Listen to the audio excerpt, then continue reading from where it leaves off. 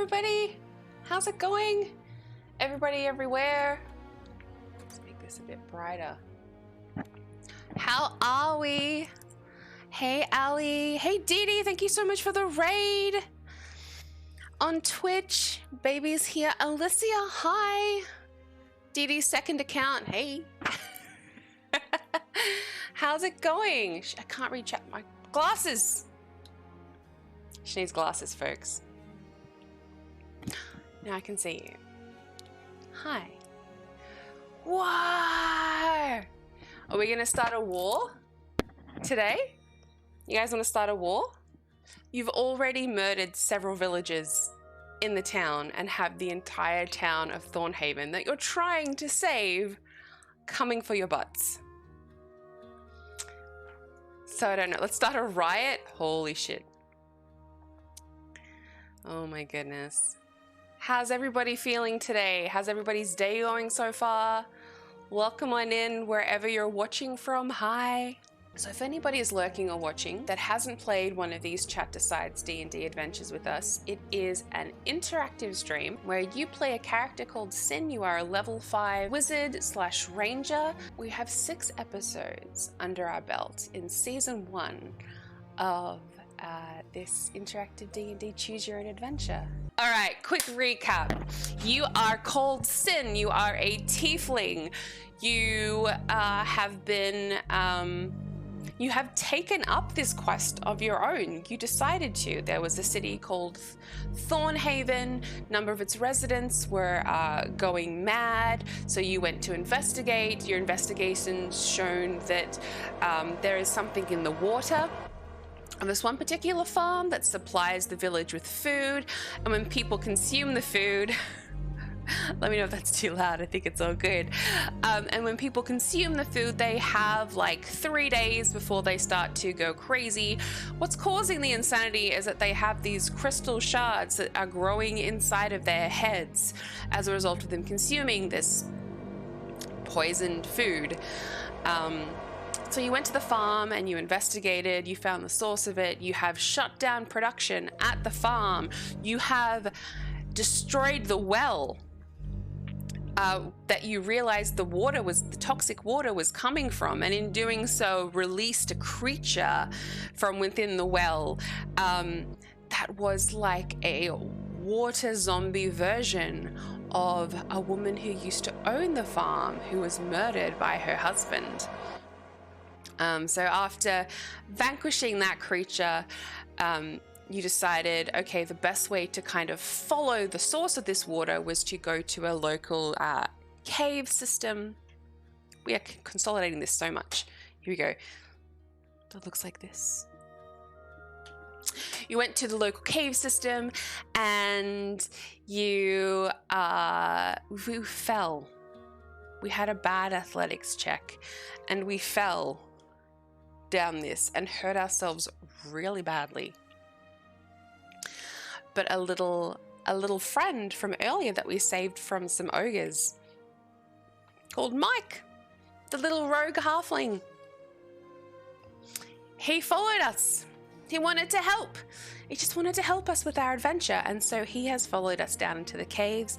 You have recuperated and rested, and we got an owie. We did. We got a massive owie. I think we fell like 20 feet and took some really heavy bludgeoning damage.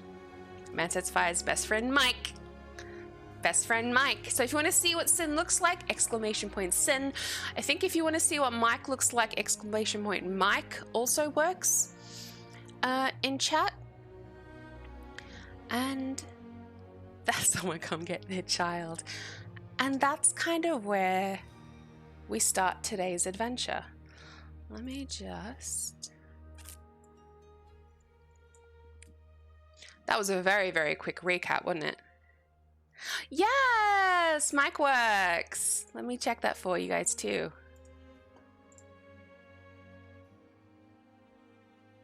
There he is! There's our little mate Mike! He's got some strong arms. He got some strong arms. He wanted to kill Mike. oh shit. And then exclamation point, Synn, that's our sexy tiefling wizard. We have Burning Hands, Charm Person, Sleep, Blur, Scorching Ray, Shatter, and we can cast Hellish Rebuke once every long rest. And as it stands, we have just awoken from a long rest. It doesn't matter if it's day or night, it is dark inside this cave. The audio level's okay for the music. I'm going to keep on this music for a little while. It is dark in this cave. Mike has woken up before you because you've been resting from being very badly hurt, from breaking bones, from falling down the well. And he started a little fire. And he has put a few pieces of rations on the fire. He's toasting some bread and maybe a couple of pieces of meat that are cooked meat that he's just slowly warming by the fire, and he's there to greet you as you wake.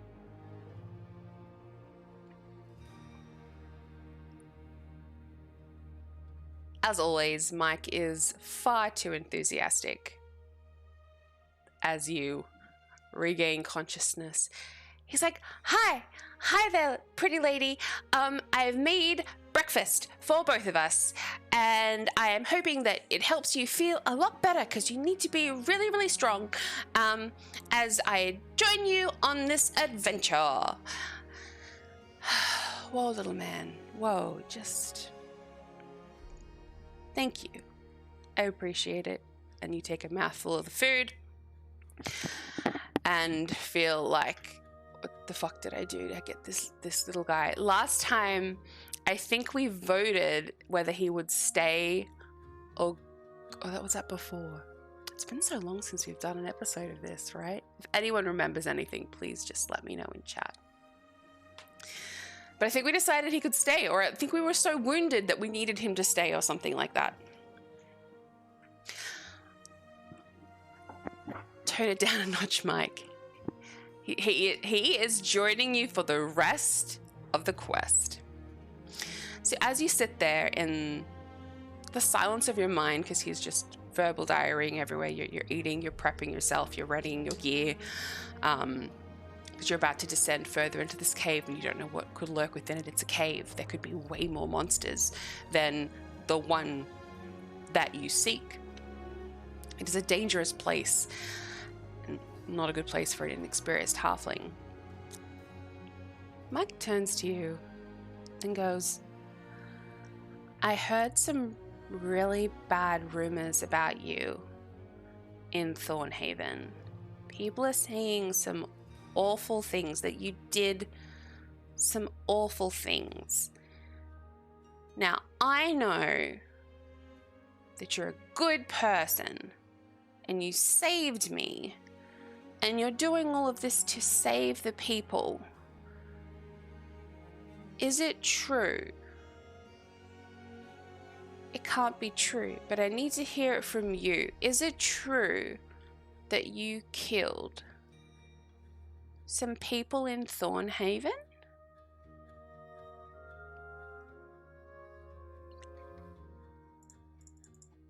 This is the first decision you'll make tonight, chat. Making decisions, first of all, if you're watching anywhere but Twitch, you will not be able to participate in the decision making, so come across. But you will type 1, 2, 3, 4, whatever number corresponds with the answer that you want to put. So the first question is, what are we going to do? Are we going to tell the truth?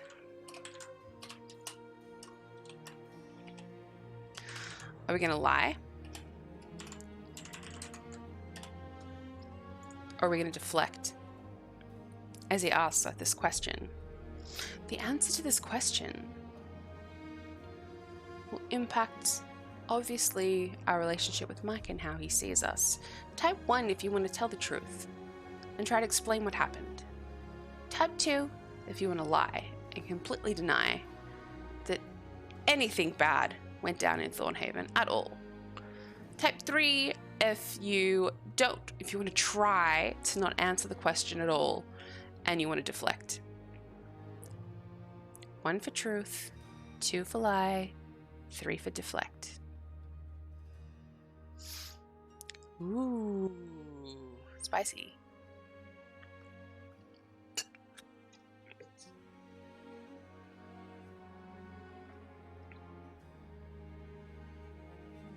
Okay. It looks like we're telling the truth.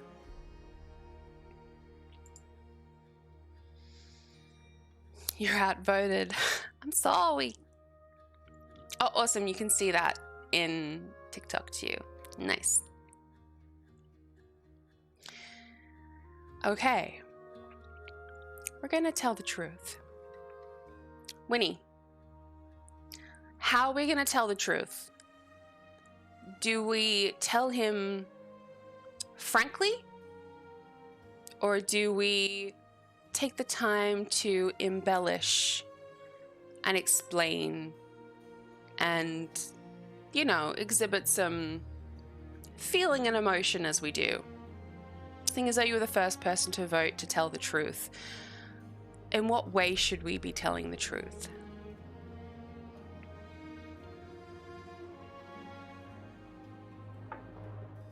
Frankly, love that. So you just continue packing your gear in your bag as he has paused above the fireplace and is staring at you very seriously, as serious as you've ever seen this little like halfling dude. Oh shit, we got a helicopter event.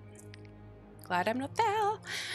As you've seen Mike as serious and stern as you've ever seen this little energetic halfling, and you don't even bat an eyelid as you continue packing your gear, you know, getting your quarterstaff ready for the day, wiping off little bits of dirt and like mildew from overnighting in this damp cave. And you say, yeah, it's true. It happened. Wasn't planned for in any way, but they were getting in my way. And I was trying to help them, and they didn't appreciate what I was trying to do. And so, honestly, for the greater good of the rest of Thornhaven, I needed these people out of my way. So, yeah. I killed them. You don't even look at him for a moment as you say this. You don't even look to gauge his response. And you pack up your stuff, you get your backpack on your back, your final items with you, and you just look at him and you go, coming? And you set off into the cave. Had you stopped to turn around and look, you would see the frozen face of Mike, just mind blank, blown. Because he sees you as his rescuer, here to help his friends and family, and then he's just had you very frankly say that you've murdered a whole bunch of them. He's not sure what to do, and Mike stamps out the last embers of the fire, goes quiet, head down, puts on his backpack, and follows you into the darkness of the cave. Yeah, well, Mike was in a sack, remember? And the ogres were about to eat him for dessert, and we saved him. How far we've come from promising Bruno, the head of the Watchmen, that we would not kill unless absolutely necessary. But in our mind, we have rationalized and deemed this necessary, haven't we? In the way we just explained. We should have let them eat him. What has Mike done? What has Mike done? If you remember, Mike doubled back and saved your asses. So where's the appreciation? Okay. Thank you, Nymphette. So you descend. Let me change the music up. This is what I was going to do.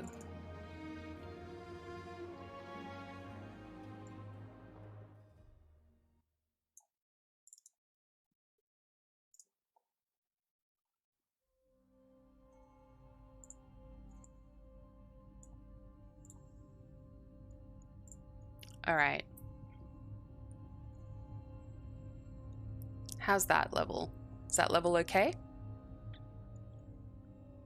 Just to change it up, we're in an eerie cave. The other music was way too happy. So we descend down into this cave. The water flows not out of the cave, but the water is flowing into the cave, and we're following the direction of the water. And the cave seems to be going on a gradual descent the whole way down. We have dark vision as a tiefling, so we're able to see in the darkness as if it were dim light. Mike, however, doesn't. So he lights a small torch, and there's now a glow around him as he walks. We don't say anything. It's kind of, we don't mind if he maybe cops some attention first. As we descend into this cave. The deeper we descend into the cave, the colder it becomes. And we descend so far into the earth that the nature of the water itself begins to shift and change. The green patches of moss that cover the cave walls and the algae begins to shift and change, and we start to see small mushrooms sprouting. Not typical mushrooms that seem to themselves emit a type of purpley blue glow, almost as if they are magical themselves. You'd heard stories of the obscurity of the Underdark, and you feel like with this sudden change in a dark cave now bursting into fractured bits of light with algae that now shimmers in the water and mushrooms that grow along the walls that seem to glow themselves, that you must be nearing a depth in another place completely foreign from the land above that you're used to. It's easy to learn the ways of the world, and in the real world, people die. Oh my god. Oh my god. Would you like to inspect one of the mushrooms, people? We're going to inspect one of the mushrooms. Mansat's Fire, can you roll me a D20 nature check? Oh, that's getting loud.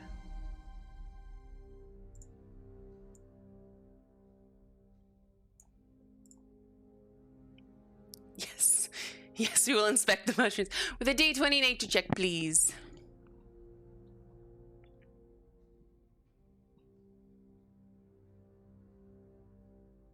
$18. Amazing. So you study one of these mushrooms and you look at it quite closely, and Mike beside you reaches up a hand. He's about to grab one of the mushrooms to try it, and you snatch his hand and hold it firmly. And with your nature check of 18, you know that oh my god, spoiler! No, you know that these mushrooms are poisonous and they will burst upon touch. They will burst upon touch. So you've just saved your little, you from collateral, but you've just saved your little Mike friend from touching one of these mushrooms and having it explode in your faces. And you say, "No, child. These are deadly. Keep your wits about you. Do not touch. Just look. They are a source of light for us in the darkness. Keep your distance. There you go. Unless you want to, unless you want to add your name to the dead, stay away. I love that. I love that so much. The cave starts to narrow in front of you. It's getting quite tight now. The water is slowly thinning as you get to this deeper sections of the cave. You assume that water is being drawn underneath it somehow into deeper places below you. The mushrooms are growing larger and bigger in this space, especially comparatively with the size of the cave now. The next section of cave, you have to squeeze yourself through. Think about like laser wires, but like mushrooms growing in all kinds of shapes. You have to squeeze yourself through this narrow passage of what you now know to be poisonous exploding mushrooms to get out to the other side. Alicia, can I please have a D20, exclamation point D20, for a, let's just make it straight dex, yeah? To get through.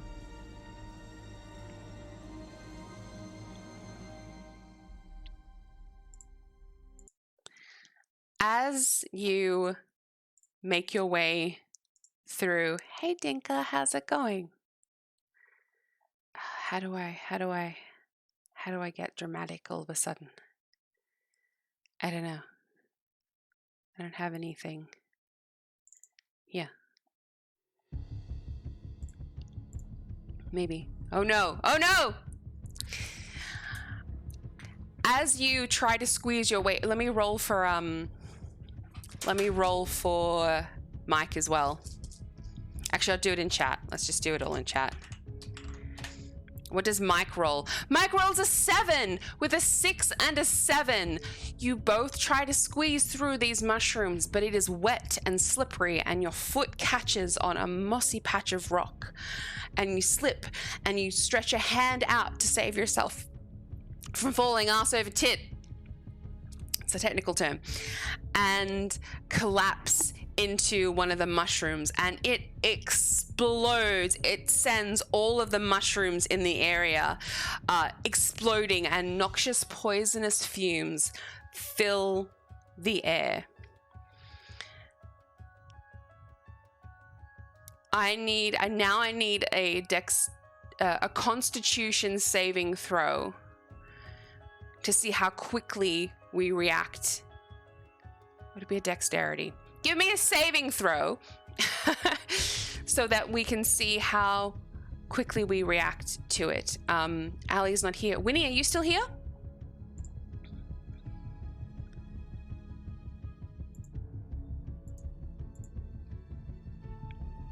Yes. Can I please have an exclamation D20 to see how quickly we are able to react to this? And I will do one for Mike.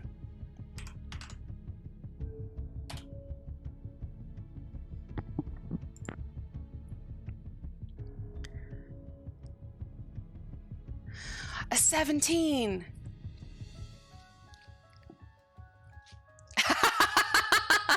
Maybe I didn't call on you to roll. Maybe I did. I don't think I did. We will ignore the 3. With a 17, all right, we are going to take 1d8 poison damage. If it was under 5, we were going to take 4. If it was under 10, we were going to take 3. If it was under 15, we were going to take 2. And if it was above that, we were going to take 1. So, man, can I have an exclamation point D8 to see how much damage we take? And how much does our halfling friend take? I rolled an 11. He takes 2. So I'm going to roll them just in front of me with die here. That's not a D8. Oh, 6 and 6, 12. What is Mike's HP?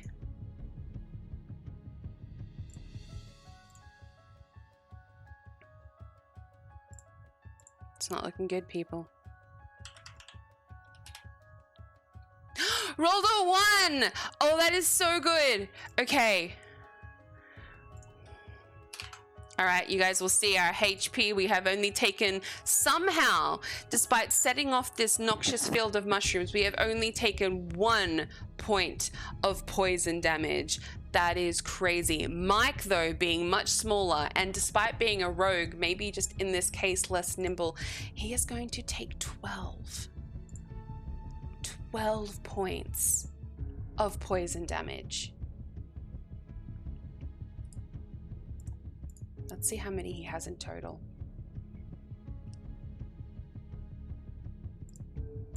Ooh, he's got 20 HP.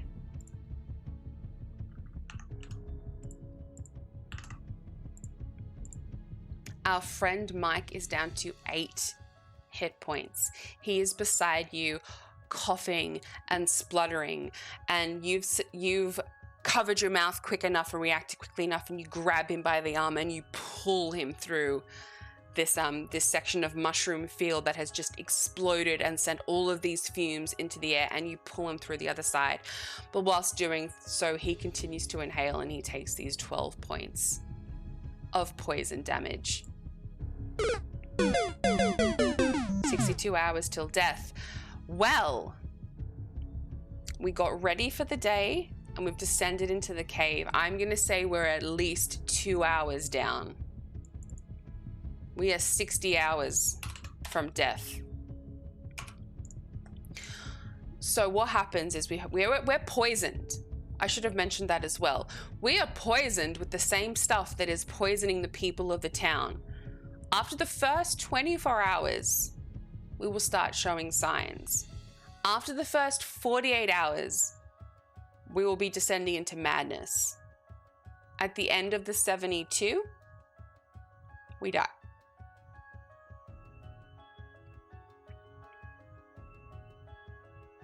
This is what real adventuring feels like. Nice. Nice. You turn around to Mike as you pull him through and you're like, foolish child, what did you think you were getting yourself into by following me this far? This is no place for someone so small and someone so inexperienced. This is what real adventuring feels like. We've come too far to turn back now, and I guess I'm stuck with you. Fine. Hey, Kenny. Fine. We continue.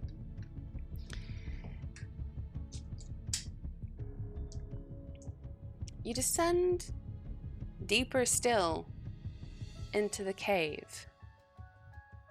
And from this narrow pathway, this large circular area opens up in front of you. And you see that this large area of the cave, this is where the very small stream at this point seems to branch off into 3 different sections. I need Alicia to roll me a D20 perception check as you walk into this section of the cave. We're going to try and look out and see if there's anything in this area to inspect it. The 12.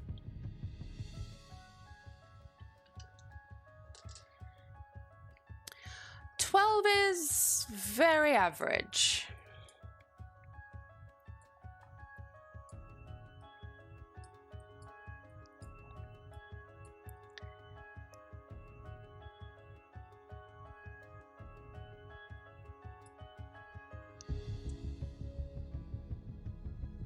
With a 12,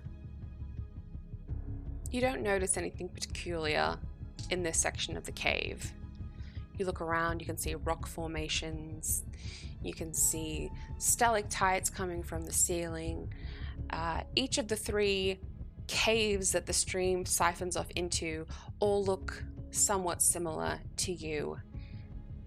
With the 12, though, you do notice a couple of bones.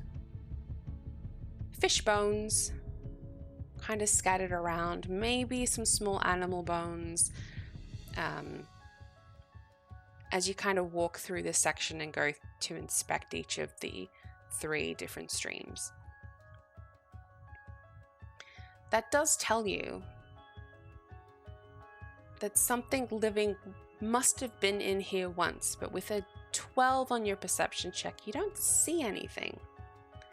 You don't see anything. Ali, I think we went through a narrow section of tunnel that was full of exploding mushrooms, and oh, I dropped a die. Full of exploding mushrooms. And with some very poor checks from yourself and Mike, you set off the explosion of toxic mushrooms. You didn't take much damage yourself, but your little friend Mike is very unwell. He only has 8 hit points left. So deeming this area of the cave relatively safe, nothing lurking, nothing that you notice with your 12. You're going to turn around and in this moment have a good look at Mike, and you see that he is not well. I'm going to give you an option here. If you would like to do, you don't have to do anything at all. If you would like to do anything for Mike, so you can.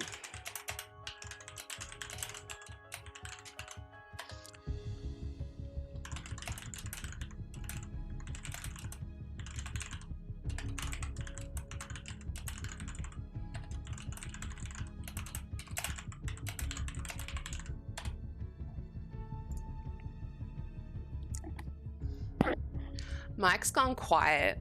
He's been quiet since your confrontation where you told him that you had murdered everybody in Thornhaven and fuck him, basically. His breathing is...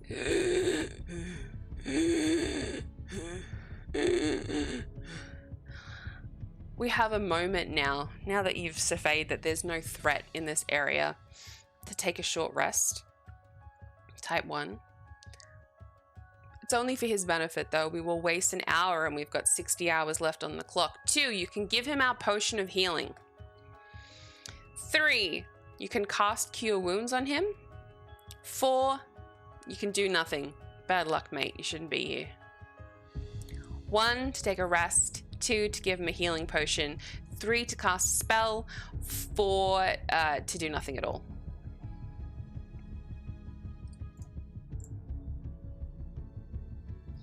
Oh, look at you all being nice.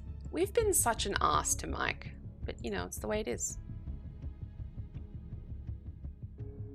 We only have 2 potions of healing, and it looks like we are going to give him 1.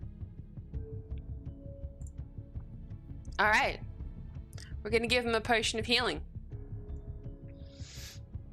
We sit him down for a moment, and we, from our backpack, pull out this bright red swirling liquid that we know to be a potion of healing. Almost in a weird moment of compassion towards this young halfling that we have found incredibly annoying this entire time, tilt his chin up slightly and you pour this liquid down his throat.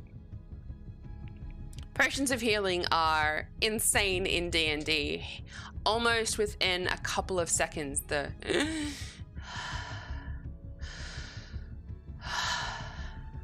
he's breathing deep and heavy and normal again. Thank you, chat. Let me remove a potion of healing from your backpack. For the record now, we only have 1 potion of healing left. Dun dun dun.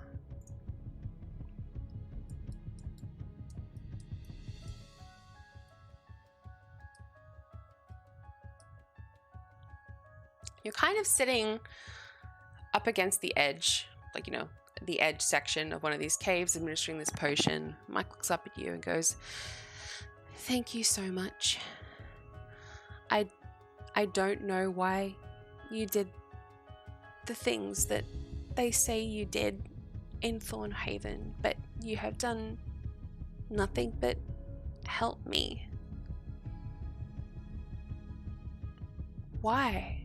Why do you continue to help me if I'm useless and I just get in your way? The same way that the people of Thornhaven got in your way. Ali, what do you say in response? Type in chat what you would say in response to little Mike. The zest has left his tiny body. Let me just roll to see how much he heals up for. 5. He gets 7. Alright, he's back up to 15. Man says because you're good, and there isn't enough of that in the world today. That's a good response. It's a very good response. But were the people of Thornhaven not good?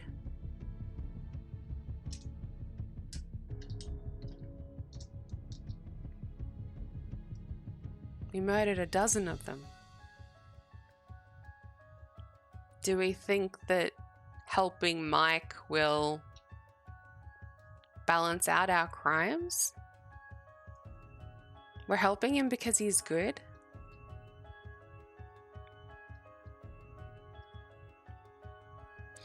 Ali may have stepped away, but we can take... Oh no, here we go. Oh, yes.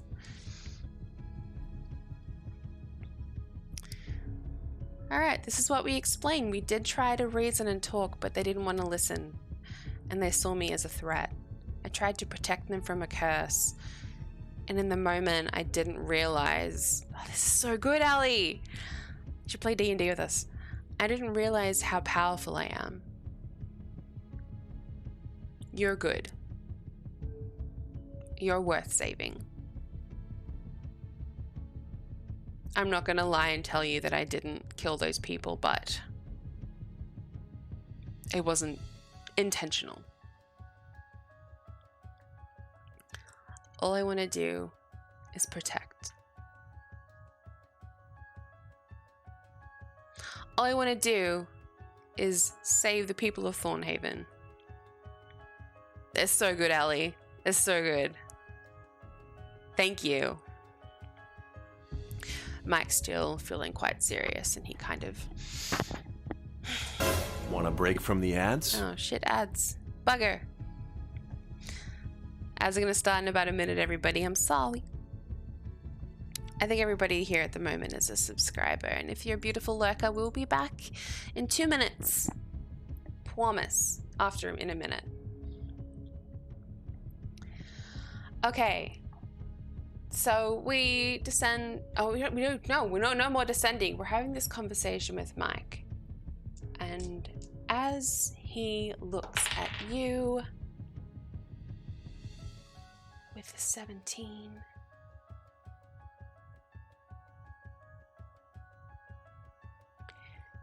With the 17, which is what I rolled for Mike, he looks at you, his face low, and then you see him. And he points up behind you and he goes, Synn, look out! Can I have a dexterity saving throw from Man Sets Fire? Need a dexterity saving throw from Man Sets Fire. Please.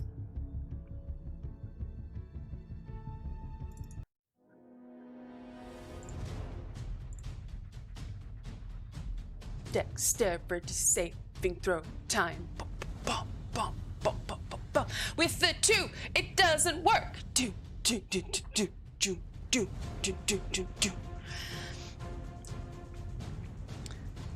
Mike screams and looks up at you as he sees this giant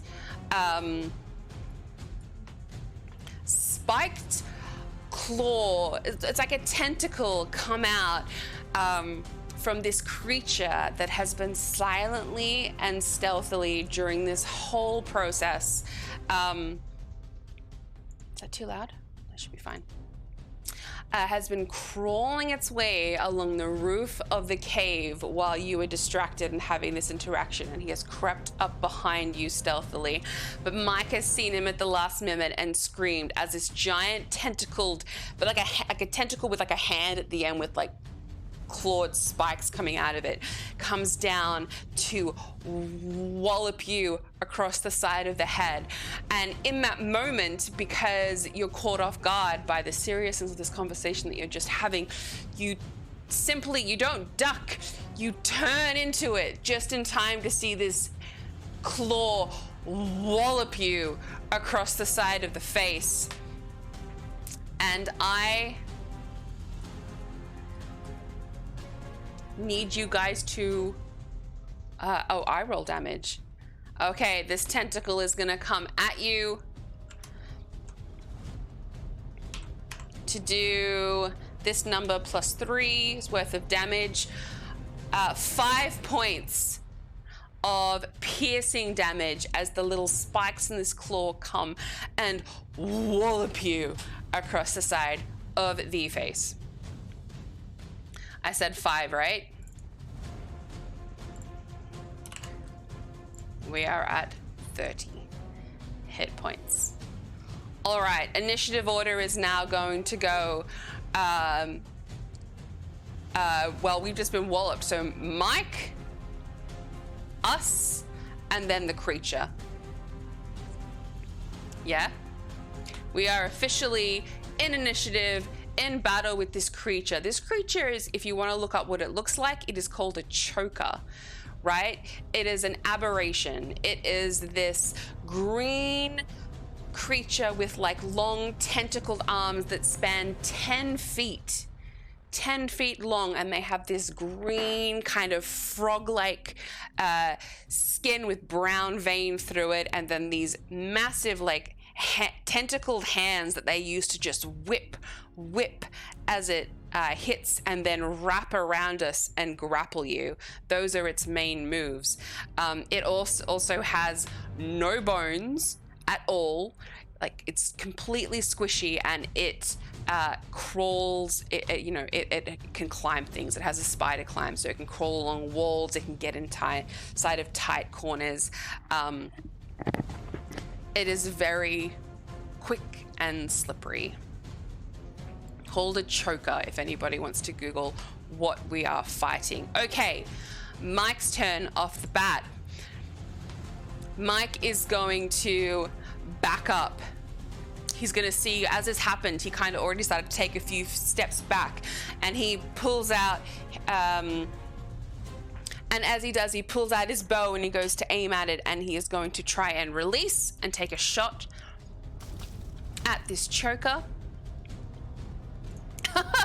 He rolled a 23. With a 23, he hits. This arrow goes flying into the choker and kind of gets it in one of its spindly pieces of arm that is now recoiling from having hit you. And he is going to do 5 damage to this creature.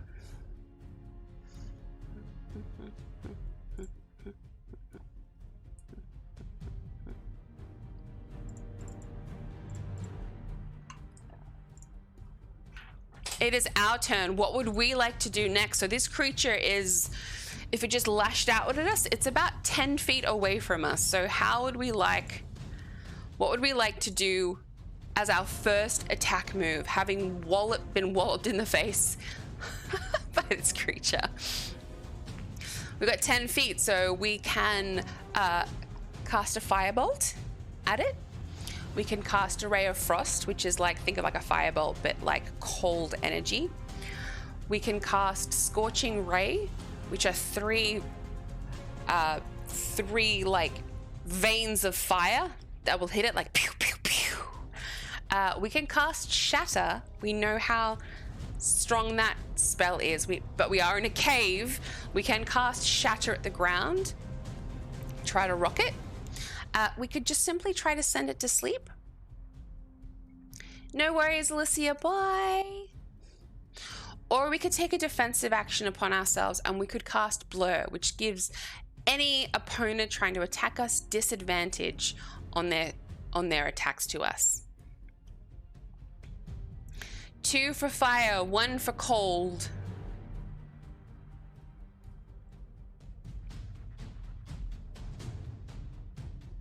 I like to think as we're kind of backing up to cast our spell. Hey, Rusty Nerd, how's it going? Fucking love nerds here, welcome in. We're just in the middle of a quick D&D battle. We're in a cave, it's us, this is us, we are a wizard. We've got a little halfling companion and we are fighting this like gross, squelchy, frog-skinned creature that has like long arms, like long tentacled arms. Oh, thank you. Thank you.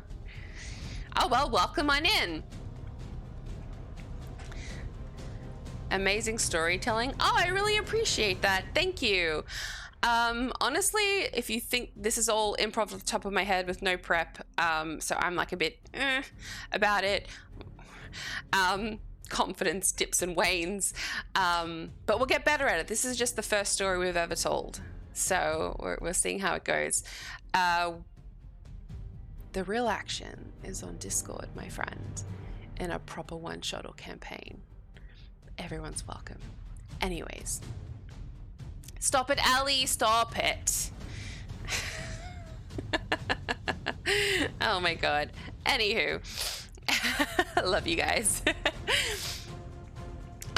Okay, we've finished the poll. It looks like we are going to cast Scorching Ray at this creature. So can I please get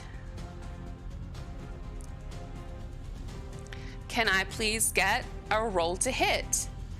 Rusty Nerd, welcome in. Can I get an exclamation point D20 from you to hit the creature? We do have a +6 to our spell attacks.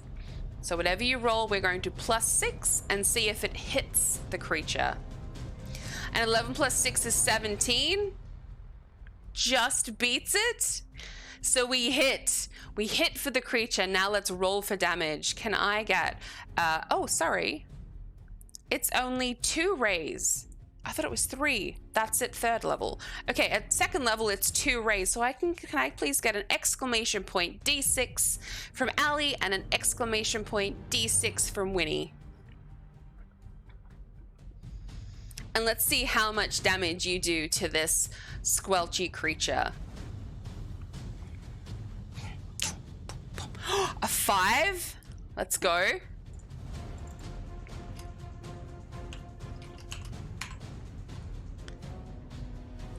And a 2. All right. 7 points of fire damage. Respectable.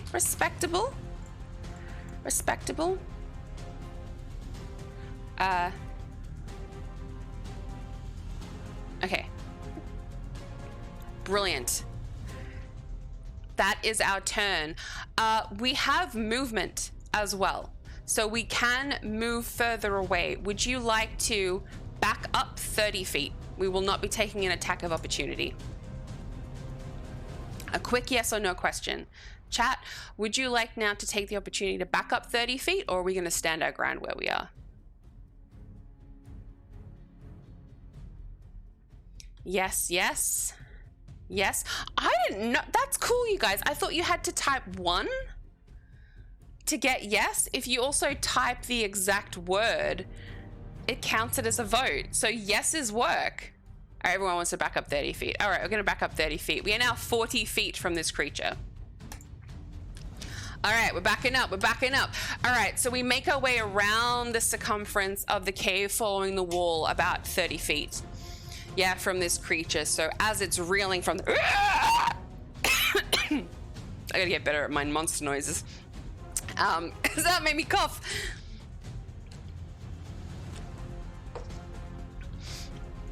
As these 2 fireballs not fireballs, scorching rays into its like wet skin that kind of cackles and goes like crispy frog skin. We take that time to kind of like back up. We have Mike behind us, and as he is also backing up from his turn, it's almost like we're ushering him backwards, standing protectively in front of him, between him and the monster in front. It is Mike's turn, however. As Mike's backing up, he's pulling another arrow from his quiver and he's aiming it at the creature. He is, oh shit, no, it's the creature's turn. My bad. Thank you for the drink. I'll finish my coffee. But Mike's still going to do that on his turn. It is the creature's turn, everyone. And with his long, spindly, creepy fucking arms, he's going to crawl along the wall to come after you. And he's got 30 feet of movement. So he follows you along the cave as he comes towards you. And because his tentacles lash out 10 feet from him as well, although there's 10 feet of distance between you now that he's closed the 30 feet as well, he's gonna do some like creepy Spider-Man shit where he's gonna use his legs to like tack onto the ceiling of the cave, and he's gonna drop down and at you with his 2 giant tentacles. Let's see if we roll to hit. Let's do a manual roll for him down here. 8 plus 5 is 13. What is our AC? Our AC is 17. The first one misses. The first one misses. As he does, because we're backing up, we're focused on him. We're laser focused on him as that first one comes, and we're like, we move out of the way and duck it, but he quickly follows with the second one. He rolled another 8 plus 5 is 13. They both miss. And we are fucking lucky, because he was gonna try to grab us and pull us up into the ceiling, or, you know, he might be like dangling like that here on a wall. And we're like down here. If you think of this as the cave, you know, that we're in. All right, amazing. He completely misses. But while this is happening, as I said, Mike's backing up with his bow and he's about to launch it and fire it at the choker. He's got a +6 to hit. He rolled a natural 1. No. So those of you who don't know how D&D works, if you get we call it a crit. If you get a critical success and a 20, you get to do double damage, and really good things happen. If you roll a natural 1, really bad things happen. No, Mike, no! I'm going to roll on the fumble table. The fumble chart. Yeah? Which I found. I love this. I'm gonna use it in my campaign.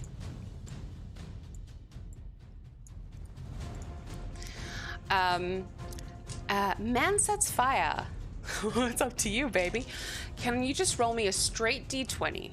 Based upon what you roll, something is gonna happen according to this fumble table. Because I'm tired of just breaking people's weapons. Unless, of course, that's what you roll. If you roll a 1 or a 2, your weapon will break. Mike's bow will break. A 15! Okay. With a 15. Oh no, there's only one thing. It says, oops. You hit an unintended random target. Randomize all combatants within 10 feet. There's only one of us. Roll a second attack roll. If you beat their armor class, you do damage. Okay. Okay. Your arrow is about to go into the back of Synn's shoulder. If you beat her armor class. Man sets fire. What are you doing to us, babes? What are you doing to us? Let's keep it all on you, mans. Can I have an exclamation point D20 to see if we beat her armor class? You want to roll low. We've got an AC of 17, everybody. He has a +6 to his short bow. You need 10 or lower. 11. No, 11 would give you 10 or lower.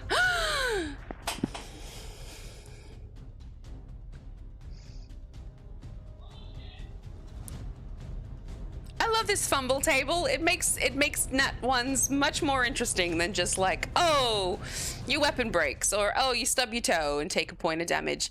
Stakes are high. Stakes are high. Okay. So as he's backing up behind Synn. She's backing him up. This thing goes to lash at his female companion. Mother figure? I don't know. And it comes to lash, and as he does, he sees it miss, and he sees it miss, and as it frustratedly misses and Synn is dodging these attacks, she moves into the fire of your arrow. We need you to run no more from you. He is going to do 1d6 plus 4 piercing damage to our girl. He rolled a 6. Oh, a 2 plus 4 is 6. He's going to do 6 damage to us. 24.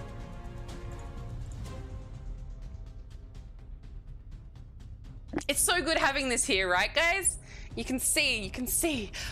So this arrow is like lodged and wedged between our armor and into our skin. It hasn't gone fully deep into us. It is deflected from our armor and gone in. We now have an arrow pointing out of our back. It's only about an inch submerged into our shoulder. I mean, you're not done. Do not go anywhere. Fucking Mike, man. All right, but it is your turn again. Again, we have 10 feet, so I'm going to put up the options for our distance combat.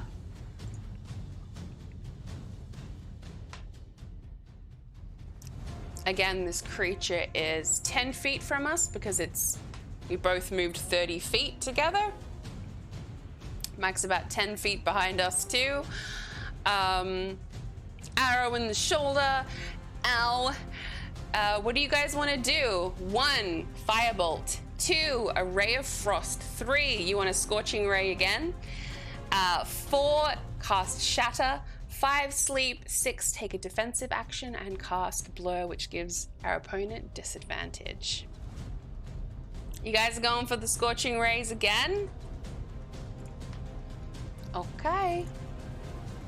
We can only cast this 3 times, remember?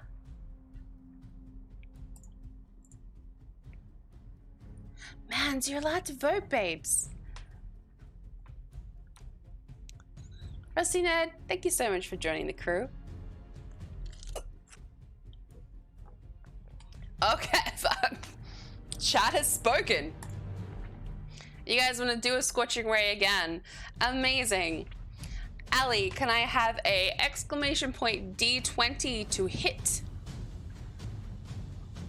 And it's a +6 for us as well on our scorching ray.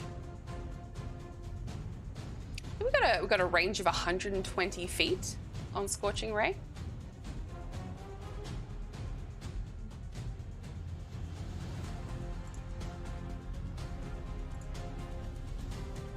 We do get 3 rays. You create 3 rays of fire.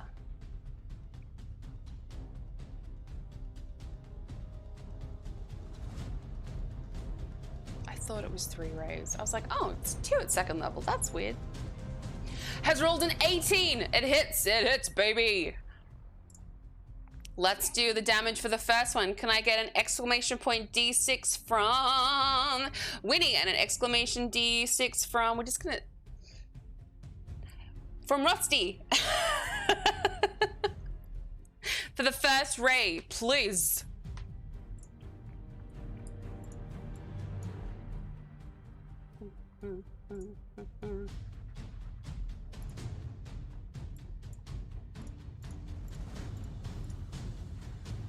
Hey Chris, you got the gifted sub from Ali. Nice to see you here.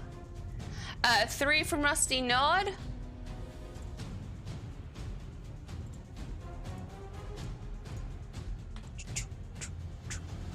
And a 4 from Winnie. These are respectable.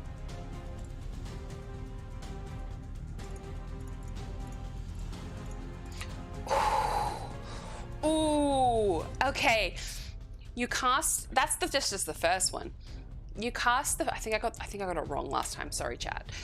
You cast the first one at the choker, and the fire hits it and like spreads and singes up one of its arms. It is not looking good. You see this like red, mucky blood begin to like seep from the burning wound of the first ray, but that's not all. Let's cast another one. Chris, would you like to roll for us for the second scorching ray? Would you like to do an exclamation point D20 in chat to cast a scorching ray at the monster that we're fighting? Let's see if the second one hits. Rolled a 10 plus 6 is 16. If it meets it, it beats it, baby. All right, let's do some damage. Manset's Fire, care to redeem yourself with a D6? And Ali, can I get a D6 from you too?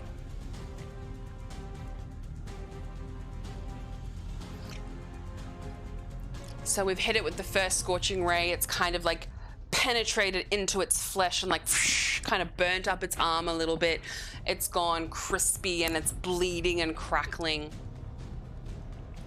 A 4 and a 3. Let's give some redemption to Manset's Fire. Manset's Fire, would you like to describe how you want to do this? The second firebolt rains hot upon this monster that is clinging to the side of the cave. Remember, it is kind of above us a little bit, and it has been trying to grasp us with its claws. And you have just, all you've done is you've cast your fire, your scorching rays, slowly burning. I mean, anybody like eating frog's legs? I'm sure they taste the same. And you have singed and burnt this creature to death. It is dead. Well done. You guys just went hard and fast, didn't you, on this guy?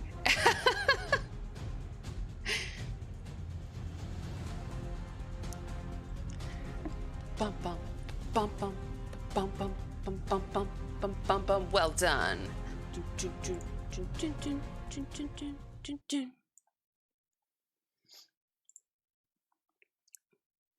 While that's happening, let's go back to our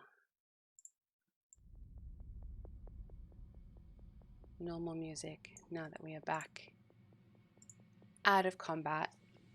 However, Mans describes this thing dying. Did you see my message before? I did not.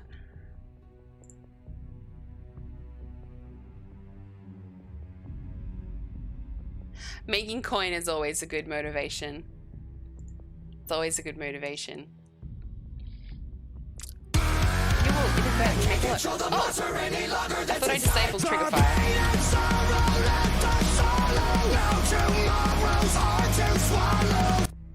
Whoops, not that one apparently. You sent me a picture in Discord too. Look at those skills, holy shit balls. Yeah, none of us want to die. Don't die. Please don't die. I might hop in and play a bit this afternoon. After locking in where the monster was, I charged one shot in my hand before letting the arcane energy shoot from my hands, causing it to just burst into flame. It falls to the ground, screaming and rolling around as the smell of burning flesh fills the cave. Epic. epic. The smell of roasted fish, frog legs. I wouldn't say it smells particularly tasty though. It's lived in this dark, dank cave. It's never seen sunlight. It's kind of gross. You're just fishing? What a perfect thing to do at the same time. So that thing had, it's called a choker. It had an armor class of 16 and I gave it max hit points. It had 23 hit points. You guys fucked it up. You guys fucked it up. Okay, the first thing you're gonna do is turn around to Mike, who put the, I mean, you just healed him. You just healed him up. You're gonna turn around to Mike and be like, what are we gonna say? Are we gonna be like, are we gonna come in with some energy? What the hell, little guy? Like, I literally just healed you and you go and you put an arrow in my back. I get it. It was a mistake, but it's not cool. I'm trying to learn to be patient. Sometimes when my emotions get the best of me, things happen, like I accidentally murder crowds of people. But, you know, we're trying to grow from this experience. Just pull it out, please. And Mike comes behind you and he just kind of wedges the arrow. Blood squirts out of you as you do it, as it happens, and you pull it out again. We all have those days. That's what Mike says. He's like, I'm sorry. I really want to help. I'm only here because I want to help. I feel like I keep getting in the way though. It was really scary and it came out of nowhere and you didn't see it and I didn't even warn you in time. Sorry. We're going to take our... nope. You chat to sides. We're gonna take our last potion. Cast a healing spell.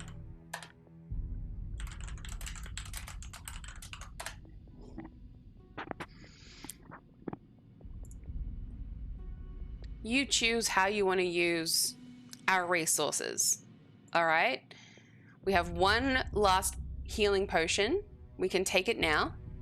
We can cast a healing spell. If we do so, though, we use a spell slot. We can only cast 1, 2, 3, 4, 5 more spells today. So if we do a spell, we can only cast 4 more spells. Or we can take a short rest, but we're going to lose an hour from our death countdown as we all get slowly poisoned by the water that exploded from the well into our mouths earlier. 1, take the potion. 2, cast a spell. 3, take a short rest. Dark? What's dark, Duck? What do you mean? Oh, I keep dropping my die because I keep playing with them. And hi! How you doing, mate?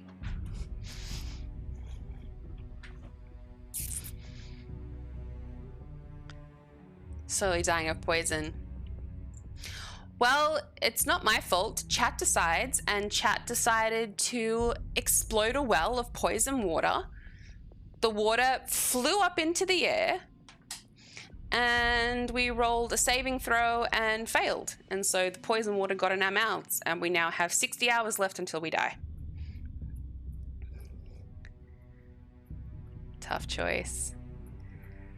Use up a spell slot or use our last potion. Dark. I should have made it 48 hours.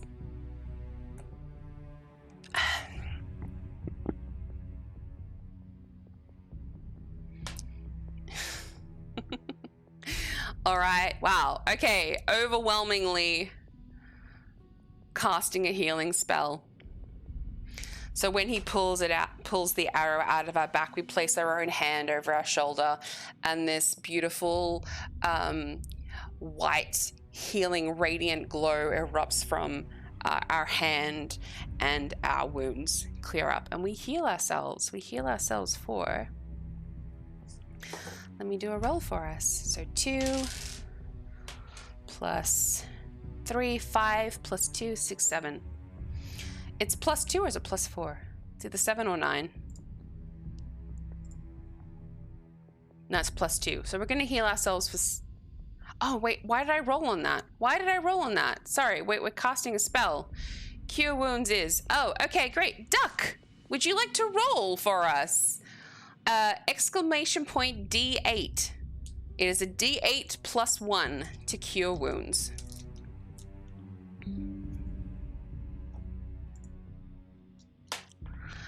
Duck coming in hot. Let's go. Let's go. Okay, for a full 9 points of healing. So what's that? That's 33. That's pretty good, you guys. It's pretty good. Nice, nice, nice.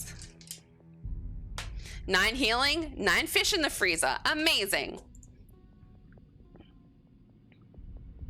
So Mike looks at you really, really apologetic.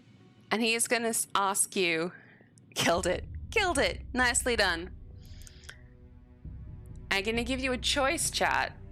I'm going to give you a choice because there are some mixed feelings about Mike in chat. He is going to ask you with a genuine look in his eyes, do you think you would be better off without me, Synn? Am I just causing chaos? Should I wait here?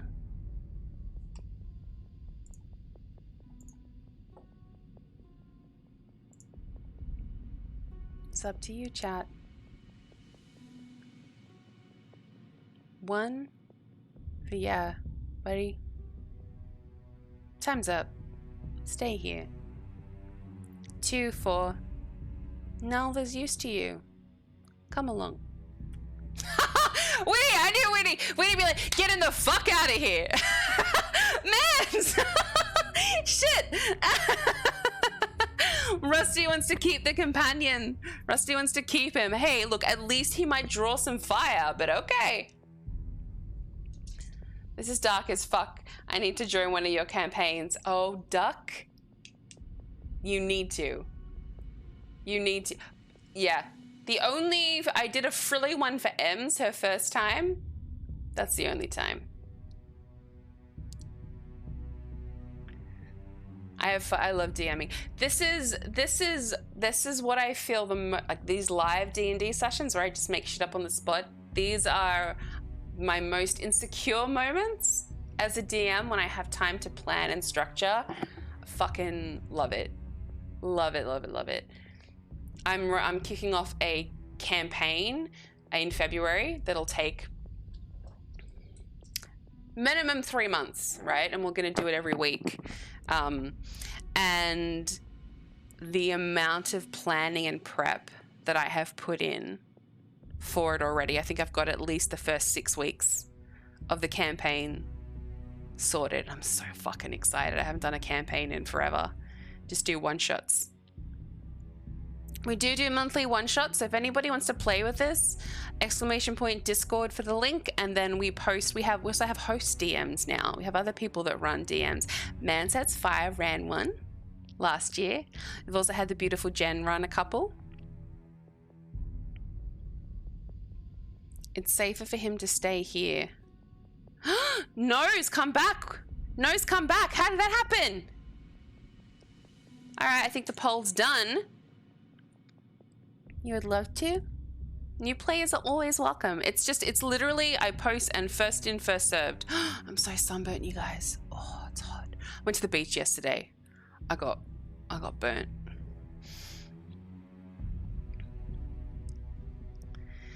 I was just waiting for that moment to stay. Duck, you need to vote. Oh, well, okay. Oh, so we're gonna ask him to stay. So Mike looks up at us and goes, I do nothing but get in the way. I hurt you. And you've done nothing but save me. You've done nothing but heal me. You're doing all of this to help my people. Do you want me to go?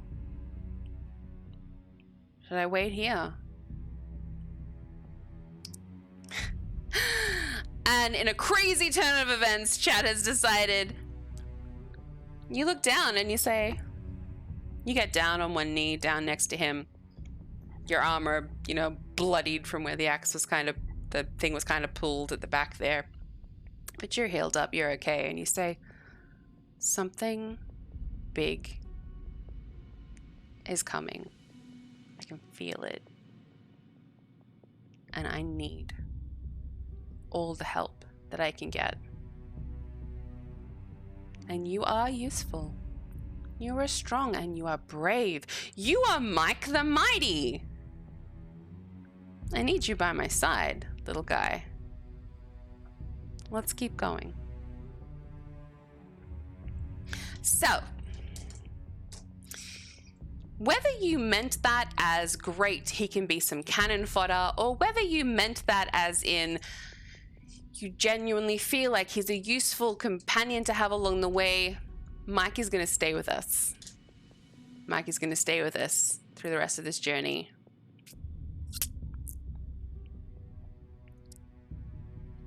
We shall have him around Mother Shooter.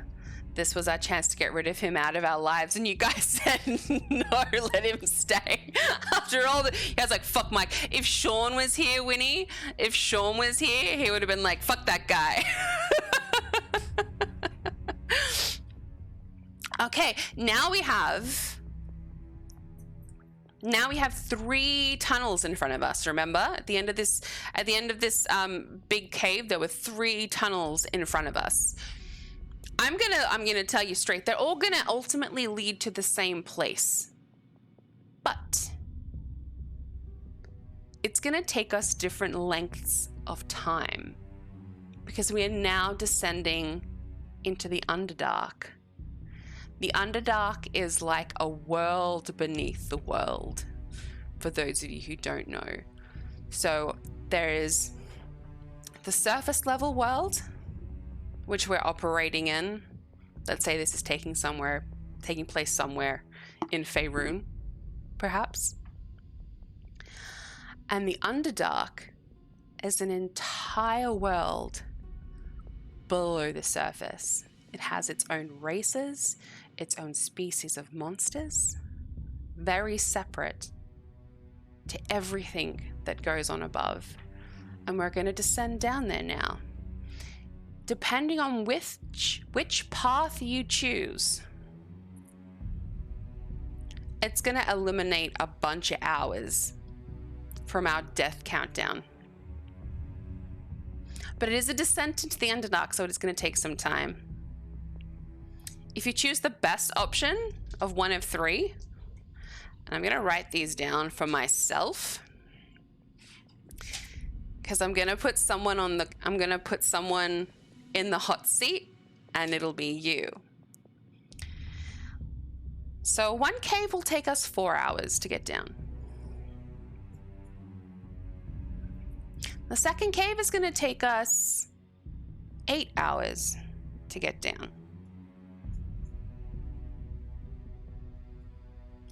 And the third cave is going to take us half a day, 12 hours to get down. Anyone want to volunteer to roll?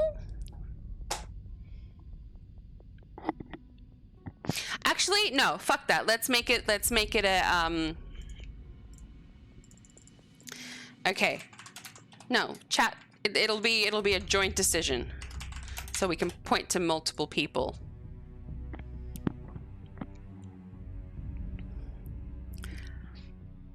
Hold on, let me assign these.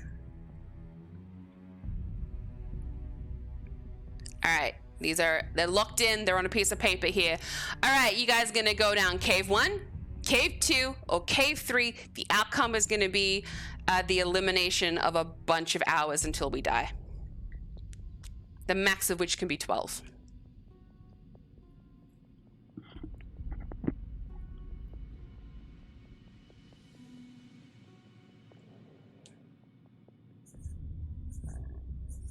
Oh, this is my work folder.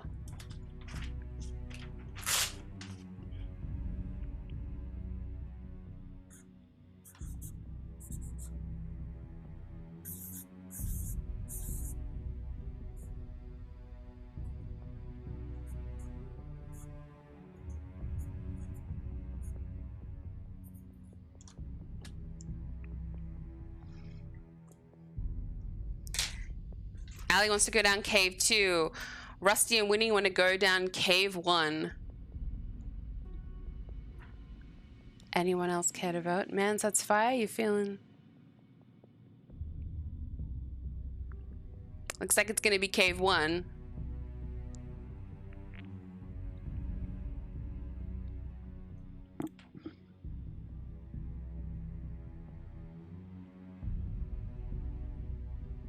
All right, finishing the poll. Oh, just as he votes 3. It don't matter, though. Can you see? Oh, it's backwards.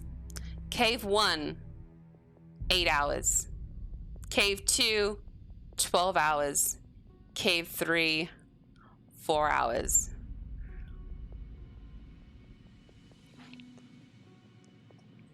So we traverse this cave system down into the Underdark. It takes us 8 hours.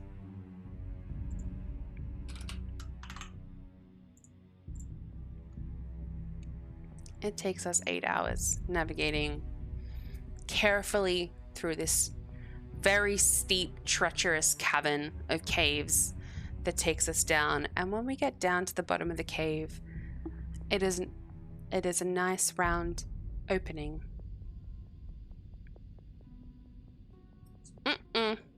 Number 1.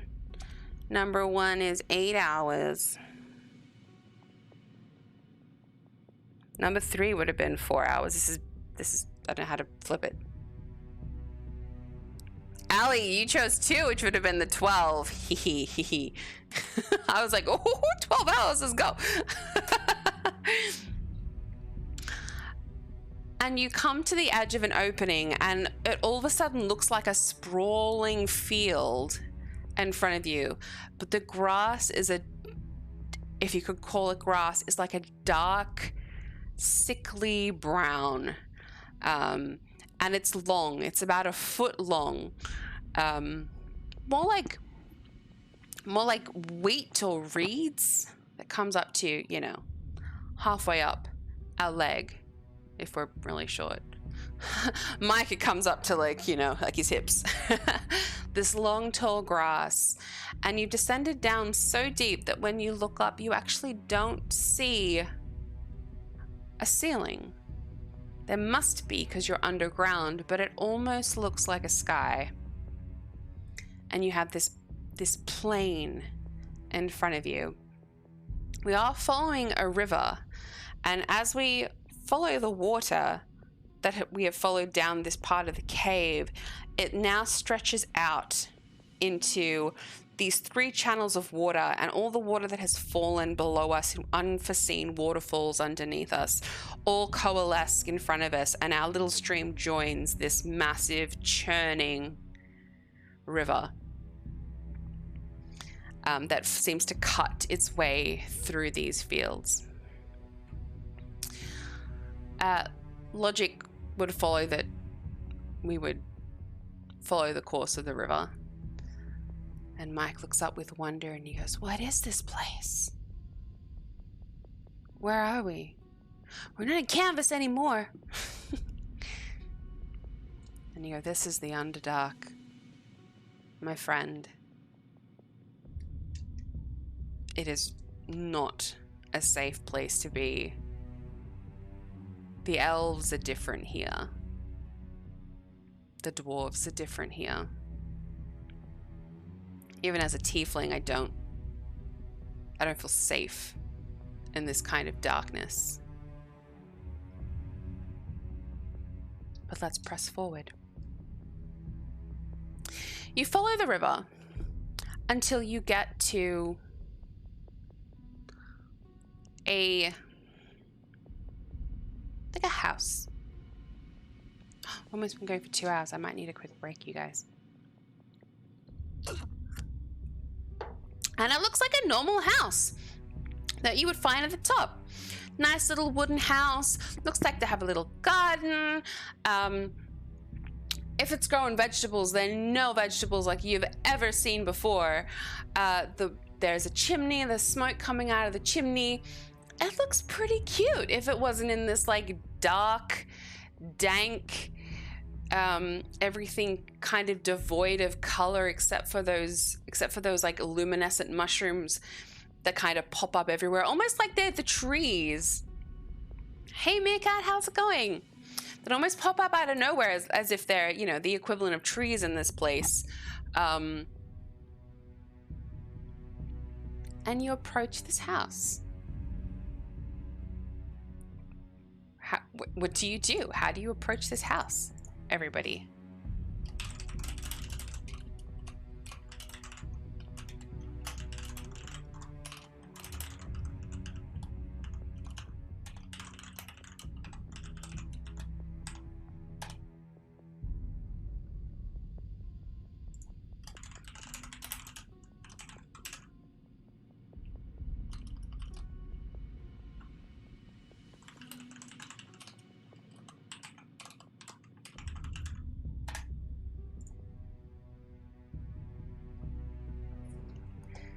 Haven't been able to come to class. I swear I haven't been wagging and hanging out with the stinky M's, but I'm here, so sorry I'm late.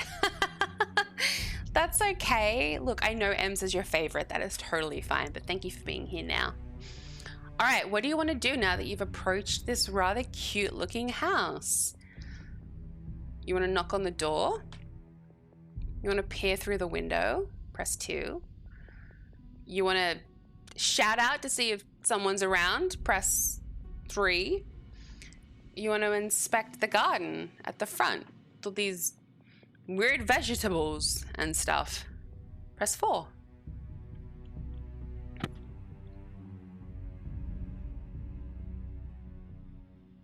You guys want to peer through the window? Okay. All right, looks like we're peering through the window. Rusty Nerd, you're the first person to type 2. Can I have an exclamation point D20, please, for a perception check? To see if you can, or investigation. We're looking through a window and we're trying to look extra hard for some kind of anomaly or something different, as well as signs of life. Roll the natural 20! Let's go! All right.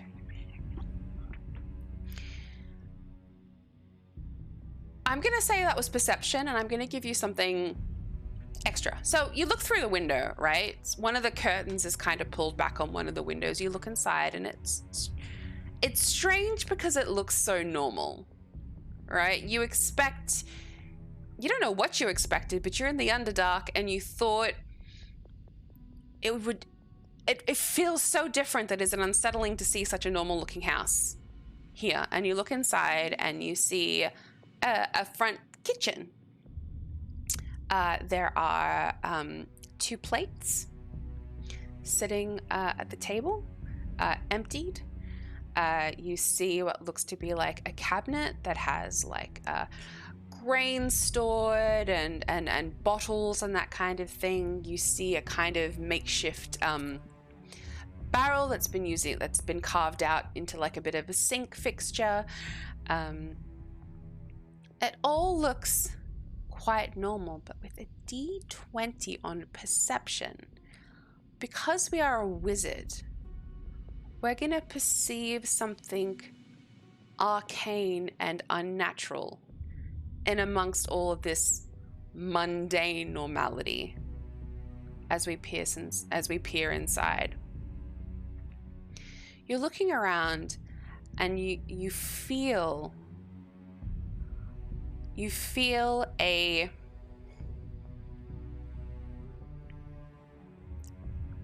it's like inside you, you feel a tug, like some whatever part of the weave is giving you your magic has like been yanked in some way, and you feel a pull in towards the house. And also with the D20 perception, you see whatever adjoining room is at the back. There seems to be a slight bright blue glow, so slight that only a trained eye in Arcana might be able to notice that the light and the air itself looks a little bit different, as if it's tainted by this blue glow.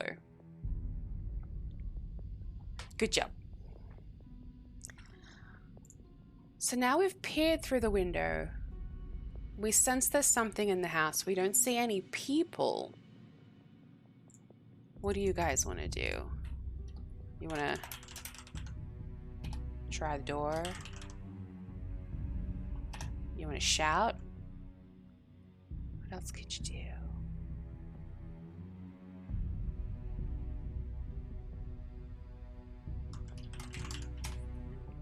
I guess that makes sense. You could do that too. Type 1 if you want to try the door and invite yourself inside. Try 2 if you want to shout out.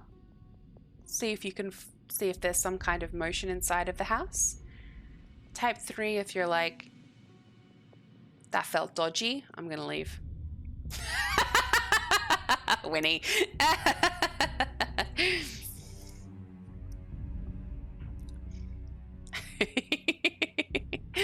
Oh, Meerkat wants to shout, Winnie wants to leave. They're like the opposite of each other. And then Rusty and Mans. And Allie want to try for the door. Okay, you reach out for the door. And being the good citizens that they are, I'm guessing you're staying. It's locked. It's locked. Let's... I'm gonna give you guys the options. Gonna give you guys the options, because I know people have different playing styles. Press 1 if you want to pick the lock.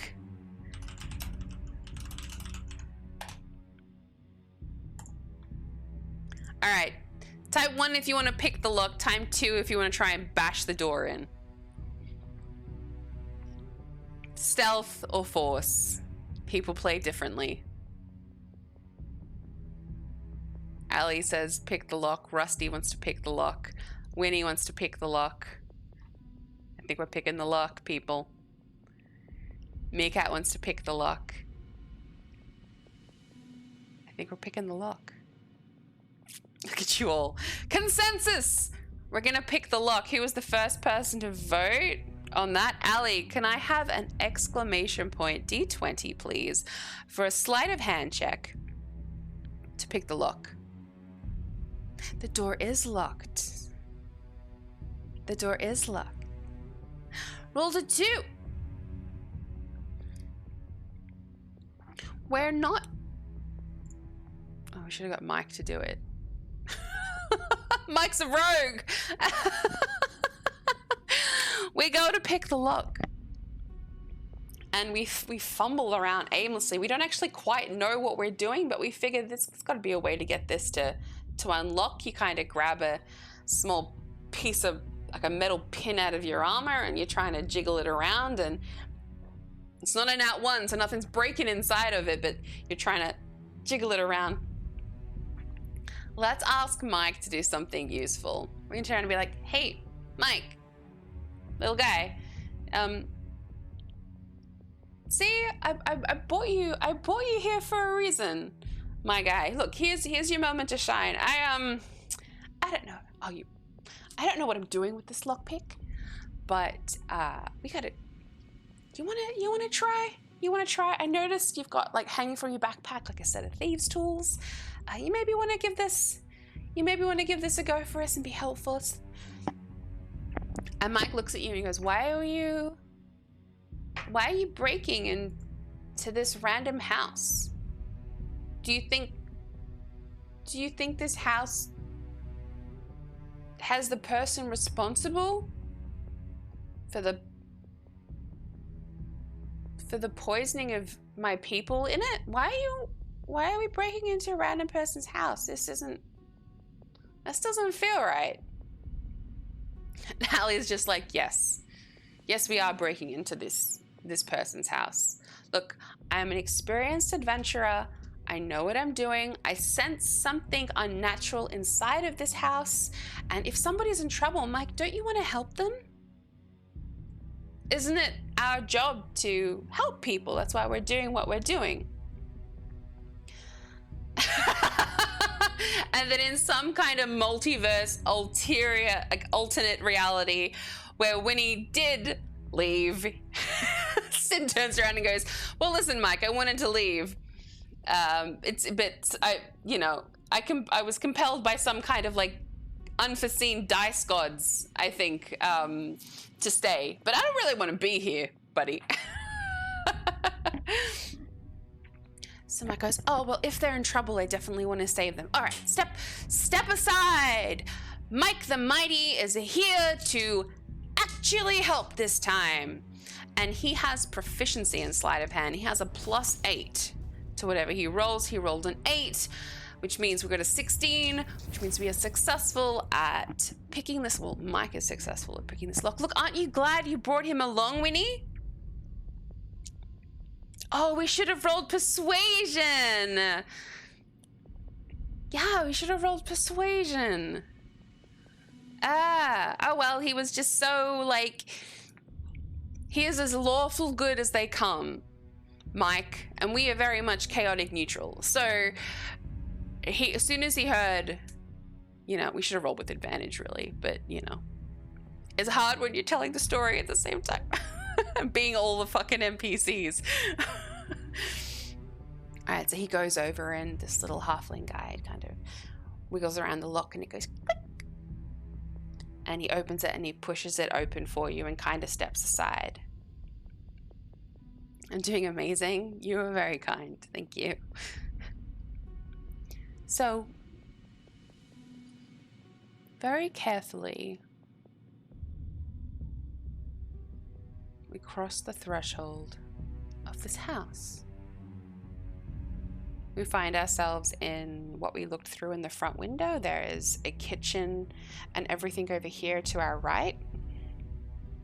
And then the left, a very kind of simple little like shelving and everything over there. And then it kind of has a small corridor which leads further into the house. No worries. Thank you so much, Winnie. I love you being here. Have a great sleep, my friend. Must be getting late in the other parts of the world. So you walk in through this house and you walk towards, and you have a look in the room, and everything is as you saw from the outside. Everything kind of seems normal and natural and in its place. You can clock that at least 2 people were here. There are table settings laid out. As before we move further in, there'll be ads in a minute. Sorry if you're not subscribed, there'll be ads. I was wondering when you were gonna come say hello. Say hello, baby. Sure go. I was wondering when you were gonna come say hi. Huh? It's my baby. This is Lilith, everybody. Lilith. What to do? She's an angel. Well, she's not. Her and Nymphette's fire got into it. Looks like he's been in a knife fight because she was holding her and she clawed her way out. Hey, Yorkshire Bear, how's it going? All right, I need a perception check again. From somebody. Nymphette's fire. I definitely know you'll be here through ads. Can you please roll me? Oh wait, no, you won't be. Honey. Before ads, quickly, exclamation point. D20. For a perception check. I don't think the ads have started yet, it hasn't said.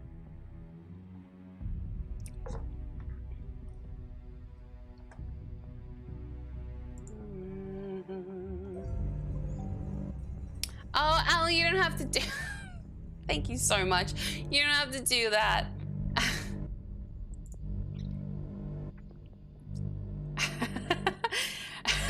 Right as an ad starts. Thank you so much, Ali. You didn't have to do that. Thank you. But I really appreciate that one. Okay, with an 11 plus perception, our wisdom modifier, which is only a +1 with a 12. Again, this is always on the cusp. You definitely notice a glow coming from the room from inside much more heavily. Now, I'm gonna need another roll because we're gonna walk towards that glow. We didn't perceive anything beyond that though. Mike kind of creeps in after us. I'm gonna need a stealth check as we walk into the next room. I was like, psych! Meerkat, can I have an exclamation point D20? Oh shit, our stealth is with disadvantage. Can you give me 2? Exclamation point D20, and then you'll have to wait like 5 seconds because Twitch is a button, doesn't let you post quickly. And then another exclamation point D20. It's with disadvantage, so we're going to take the lower of the 2 rolls to see how quietly we can enter the next room.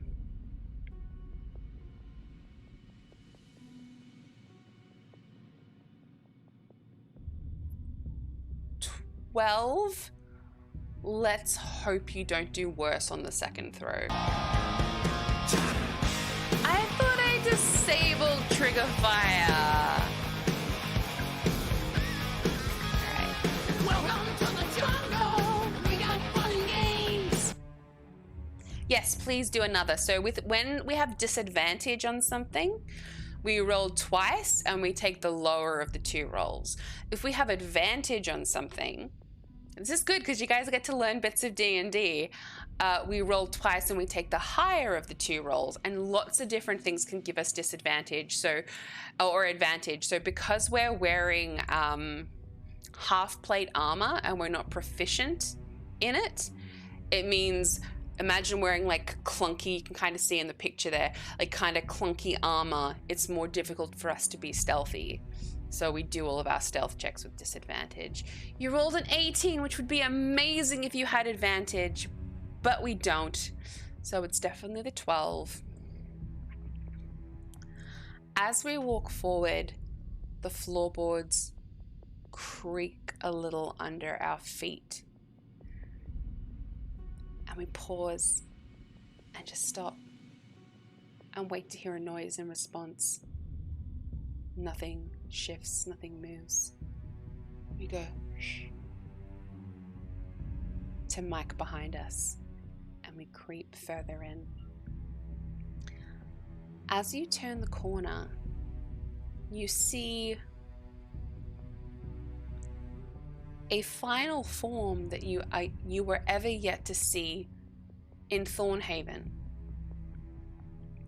You see a humanoid body. It's hard to discern what race it used to be, but it is humanoid in its form. Its skin has gone like a grayish blue, and where its head used to be is like a giant fractured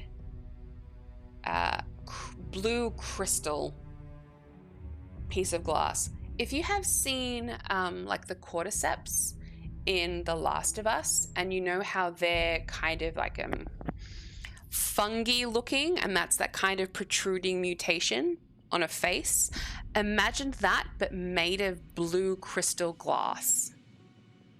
Yeah? You see 2 bodies just kind of standing there, zombified essentially, with these blue crystal shard heads. It's not.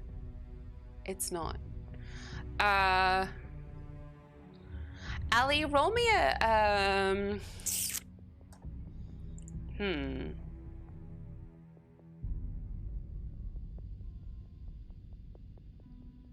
roll me a D20 history check,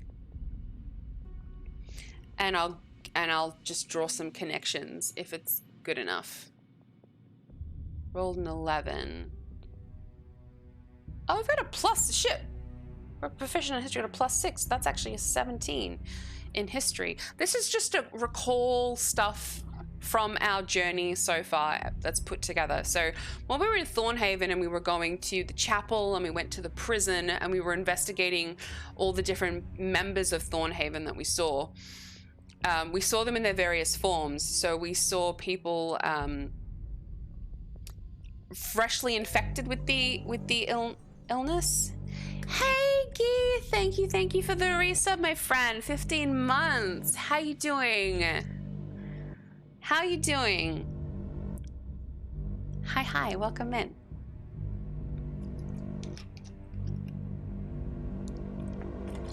I appreciate the lurk, thank you. So when we were above, we saw people in different states of being poisoned, right? We saw them mad. We had investigated inside people's heads, like dead people. We looked inside their eye sockets and we'd found the starting forms of these crystals. And if you recall, when we went into the chapel where they had been putting all of the dead bodies, they noticed that when the dead bodies were left, these crystals in their heads were continuing to grow, right? To this like zombified form. And this is the first time that you are now seeing these creatures in their final state, where they've gone through the process of being poisoned, being maddened, and now zombified and turned into these, like I said, like almost blue-skinned creatures with jagged shards coming out of their heads. And you see two of them just kind of standing there. Who knows how long they've been standing there for? Imagine how dark that is to think of these two zombified bodies standing there for weeks with nothing to stimulate them into movement. No worries, Meerkat. Thank you. So what are you gonna do? Whitty's not here to just be like, turn around and leave.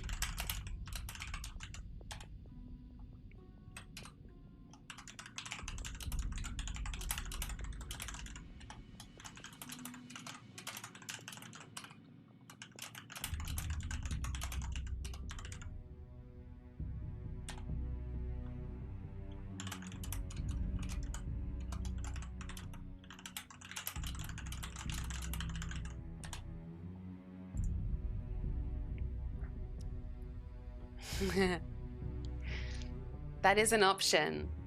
So type 1 if you're like, fuck this shit, seen enough, and you want to turn around and leave. Type 2 if you want to initiate combat and kill these creatures. They can't be allowed to live. They're much too dangerous and you don't know what they're capable of. 3, you can try to creep into the room.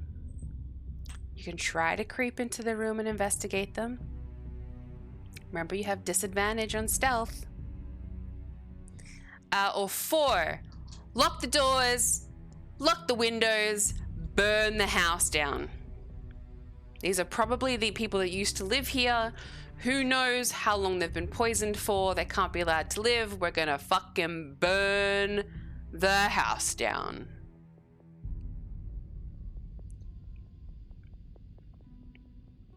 Interesting. I'm gonna creep up and inspect them.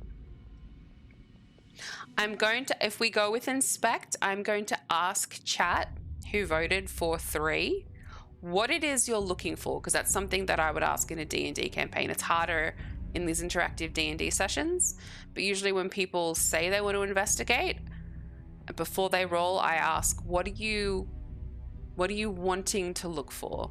What is the information or knowledge that you seek from an investigation.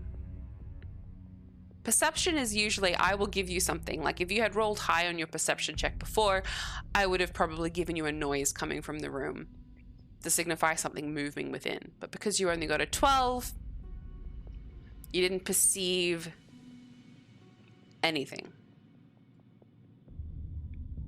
The true source of the poison. All right, I'm going to close. I think a lot of people have departed, so that is the poll. I'm going to try to creep up and inspect them. All right, Ali is looking for the true source of the poison. Manset's Fire, what do you want to investigate for? And then I'll lump it into an investigation check. What are you hoping? Oh, wait. You got to stealth into the room and be successful first. And then you've got to do an investigation check once you're close enough. Source of the poison and a cure. The cure will be hard because these people are infected, not cured. I want to know who they are and what they are doing to end up like this.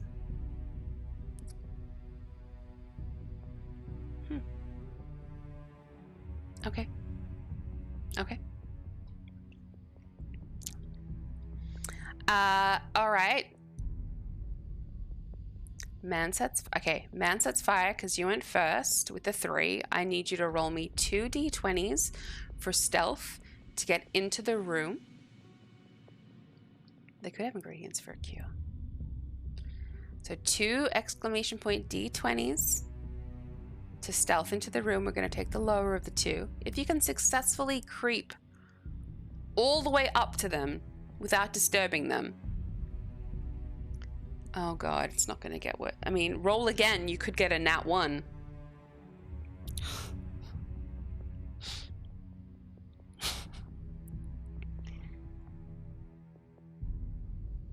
He can't do it, Ali. He rolled a 2. Shit. Oh my god. Shit. Okay. You take a step into the room and you're trying to creep, and one of the floorboards underneath you actually just gives away. Gives away with a massive crunch, and your foot kind of falls. It doesn't fall far. There's literally dirt just underneath it. It's a meager little wooden place. And it clunks, and these 2 creatures, we're talking zombie movements now, like turn and face the noise and where they came from. Now these creatures are very much ripped off from cordyceps. As they look at you, you see that they have no eyes. It is all based on, here's some learning for you, it is all based on sound. We are going to be in initiative. It is 2 of them turning to face you, and in how do you do the clicker noise? I can't. I have no idea. I can't even pretend to try and do a clicker noise. They turn to you and start lumbering towards you. I need to take a quick bathroom break because it has been almost 2.5 hours. These sessions usually only run for 2, but we may as well do this combat. Today, I thought we would wrap it up, but we're getting, maybe it'll be 8 episodes. Maybe next week we'll solve the problem. You can always, if you're successful in the fight, Ali, you can always inspect their dead bodies after you're done. But anyways, people, I will be right back. Can you take Man's dice away? Banned. Alrighty.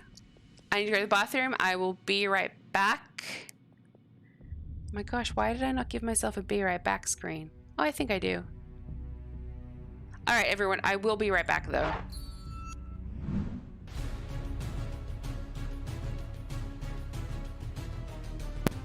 Hello. We're back. Ba, ba, ba, ba, ba. All right, we are in full combat mode, people. Hey! Full Jeffy. Hello. Welcome in. Thank you. Thank you. We are back. And we are ready in the chaos to kick some butt. Let me recap for everybody. We have 33 hit points of our 36. That is not bad. That is not bad at all. We can cast up to... Did I jump scare you? Hi. You didn't. There's too much chaos right now. But I appreciate you. Would you like me to call you Jeff? If not, you're just here to lurk and watch. That is absolutely cool too, but thank you so much. So we can cast up to 4 more spells. We have 4 more spell slots. I don't do first level, second level. We do an accumulation of spell slots because it is so much easier in this kind of adventure telling, all right? And we can cast as many fucking cantrips as our little tiefling hearts desire. What else is important? Mike. We have Mike with us. Mike is sitting on 15 hit points. He is a rogue, all right? So he's got daggers, a short bow, and a short sword. We don't do actions to change any kind of... all that D&D stuff we do in our campaigns. We don't do that here. It's nice. Oh, Heifer. Heifer. Where are you from? Where do you join us from? Hello. Thank you for the like, Keith. All right, Heifer, you ready to help us? Oh, Heifer. Okay, Heifer.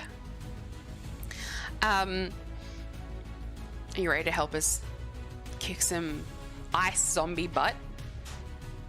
Some glass zombie butt, really? I mean, these things are very cold. From the south. South America, South Australia. I'm from Australia, not from South Australia, but Southern Australia, yes.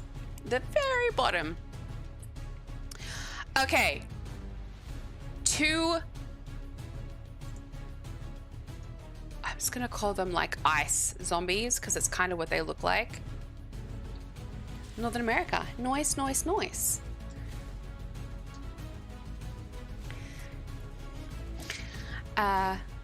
Let's roll for initiative. All right, let me roll for these guys. Nerd, Rusty Nerd, can you please give me an exclamation point D20 for an initiative order? And Ali, can you give me an exclamation point D20 for an initiative order as well? And I'll roll for these buttholes. We have a 14 and a 19. Ooh. A 3. Synn is going last. Ali is rolling for... okay, we got a 19. All right, so it's going zombie. Zombie 1. Mike. And then zombie 2. And then Synn at the bottom. Baby, you better get in and roll then. Okay. The first zombie turns around. You've just cracked your foot through the floorboard. You pull it back out and look, and the zombie is about, I don't know, 7 feet from you or whatever. And he lunges in your direction, and he is going to try and claw you as he approaches. He needs to roll a 17 to hit. Let me roll in chat. He has a +3 to his claw attacks. Rolled a 6, 7, 8, 9. He goes for a claw attack. It misses. It does not hit us. In response to this guy lunging at his girl, Mike is gonna pull out a dagger. He's gonna pull out a dagger and try to lunge it into the side of the monster. I think you guys can roll for Mike too. I think you can roll for Mike as well. Heifer, would you like to have a go at rolling for Mike? For his dagger to hit this creature. If you could type, like I did, an exclamation point D20 in chat.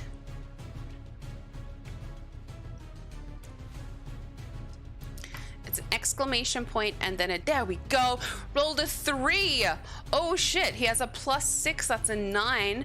That does not meet the AC of our zombie creatures. And Mike comes in with his knife to hit the creature from behind us. Imagine he's little. We're standing in the doorway. Foot goes through.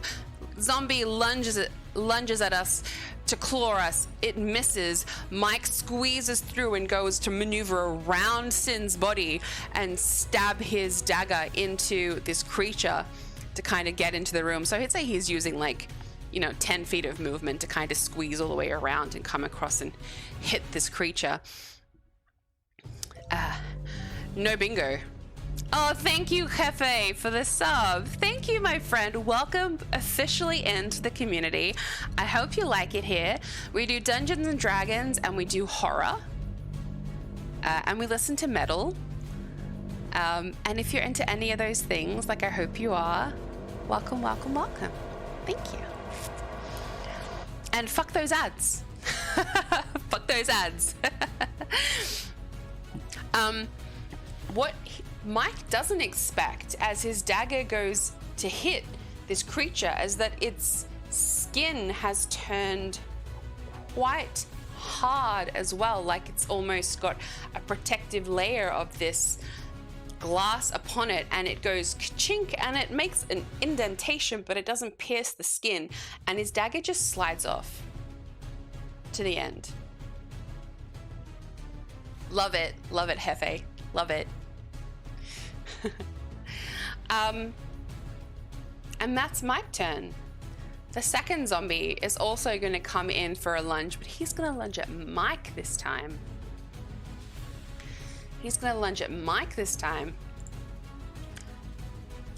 With a 7. Oh my god, is anyone going to hit? This is the derpiest fight ever. Mike comes in, his dagger slips off this creature. The second zombie comes in and tries to, or it doesn't make noise. I don't know, what would a being with its mouth with glass in it sound like, chat? I don't even know. Glass. Or someone's foot stepping on broken glass, that really shrill crunch. It's kind of like it's grinding where its teeth would be together as it, and that crunchy, that makes, your hair stand on end, is the type of sound as it comes down to swipe Mike, but it misses. Hey Sheriff, welcome in. You can see past recordings of our D&D on the YouTube. If you would like to, it's gonna last a fucking hour, that's right. If you'd like to join in one of our D&D one-shots, !Discord, and then I post in Discord for monthly one-shots. We just did our January one-shot last week, actually. I can tell you a little bit about the story at the end of this, if you're curious. It was a good one. It was completely a home-brewed story. I was so happy with it. I put a lot of work into it. It took us 6 hours to play, though. It took us a while. Anywho, it is finally Synn's turn. It is your turn. What are you going to do if you have just joined us? This is Synn. You are a tiefling wizard. We multi-classed her in a bit of ranger so that we could have cure wounds and boost up our AC. Which is why she's not the squishiest of wizards, which is good. But now we are at close range. I would say we're within 5 feet of both zombies. So it's pretty much, if you imagine the 4x4 square, you've kind of got us here, Mike here, zombie 1, zombie 2, right? Where we're kind of all grouped up because we're just standing in we just walked into the doorway of a room inside of a small house, right? And the people that used to own this house have been crystallized into these crystal ice zombies. That's where we're at. All right, but what the fuck are you gonna do? All right, the way it works if you're just joining us is that if you type a number into chat, you get to vote on what we do, as well as calling for roles in chat like Jefe has just done. So type 1 if you want to bonk one of the zombies with your quarterstaff. Type 2 if you want to cast Shocking Grasp, which is a lightning spell where you lay your hands on the creature. Type 3 if you want to cast Burning Hands, and we will erupt a 15-foot cone that hits both zombies at once. Type 4 if you want to cast Zephyr Strike. This is a bonus action that gives us advantage on using our quarterstaff if that's something that we want to do. Blur, type 5. Blur is a defensive spell that we can cast upon ourselves, and imagine when you squint your eyes together and you start to see like double or triple. That's what we end up looking like, and it gives our opponents disadvantage on hitting us. We become like a blur to them and they can't make out our true form, so it's a disadvantage when they go to attack us. Or because we're standing in the doorway, we will take 2 attacks of opportunity, but chat decides, and you can back up 30 feet, or basically you can just walk backwards into the other room. It's not really 30 feet of our movement to do so, but chat decides. All right, it looks like, I love it, it looks like we are going to Burning Hands both of them. All right, so we're gonna cast a 15-foot cone that kind of centers between the 2 of them. Mike is right next to us, which is perfect. Let's finish this poll. Mike is right next to us, which is perfect because he's not gonna hit the cone. I did say at the beginning that we're in a nice little wooden house. Anything else that it touches, because it's 15 feet, is also gonna burst into flame. This is your choice, and we're sticking with it. But unless we fail miserably, maybe roll a nat 1 and just nothing happens, as well as hitting the zombies, if we hit them, we're gonna definitely cast the room on fire. You guys have set so much shit on fire this season. It is crazy. I love it. When we built Synn together, for those of you who weren't here at the beginning, we did a session 0 character creation, and we made her together. We used Stable Diffusion to create an AI image. We talked through the characters, you guys picked the spells, and you guys went fire crazy. Fireball time. In my first ever one-shot DMing, I did Grammy's apple pies because I wanted something easy. And then at the very end of the story, they decided to go back to the wizard who gave them the mission and attack him because they were all turned evil. And I, in a tiny little wizard tower, wanted to cast Fireball on everybody. I love it. I cast Fireball. All right, but we're going to Burning Hands. We're going to Burning Hands. Okay, Burning Hands is a dexterity saving throw for these creatures. I'm gonna roll them in chat. It's a straight D20 for the first one. It rolled a 4. It is gonna take max damage. The second one rolled a 12. It is also gonna take max damage because our dexterity saving throw to beat is 14, baby. Oh my god, Fireball. Burning Hands. I got Fireball in the brain. It is 4 D6s. So my beautiful people who voted, Rusty Nerd, can I get an exclamation point D6 from you? Heifer, can I please get an exclamation point D6 from you? Ali, can I get an exclamation D6 from you? And Man Sets Fire, can I get an exclamation point D6 from you? To set these buttholes on fire. And the room around them. So we're casting this at 2nd level because we just have an accumulation of spell slots. All right, so after this we will be able to cast 3 more spells and then no more today. Let's do some maths, people. Ali rolled a, oh no. Ali rolled a 1. Hefe rolled a 4, Rusty rolled a 6, Mans rolled a 1. All right, so 12 points of fire damage. Besties with the 1s. We need that feat where all of our 1s get re-rolled. take Allie's dice away. Oh my god. In the one shot we just played last weekend, how many was it mans? How many nat ones did you get? I think it was like 8 or 9 in one session of nat ones and only 2 nat 20s. Nothing was hitting. It was crazy. We had a fighter. All right, so we had a fighter at level 8. So he gets 2 actions per turn, and he went to hit with his 2 swords. Both missed. Then he action surged to get another attack, another action, 2 more hits, both missed. It was insanity. It was so good. I love D&D. I love the unpredictability of dice rolls. Okay, so 12 damage. You grab your you've got your quarterstaff in one hand and your other hand, and this magical fire just kind of your tiefling energy, right? Oh, don't forget you guys have hellish rebuke. You can use 1 time if you take damage. Let's not forget, I always forget that. You do some major fucking damage with that. What, 3d10s? Anyways, you cast this massive cone of 15-foot fire. The room itself is probably only about 25 feet deep from where you stand at the entrance of it. Why are you damp, honey?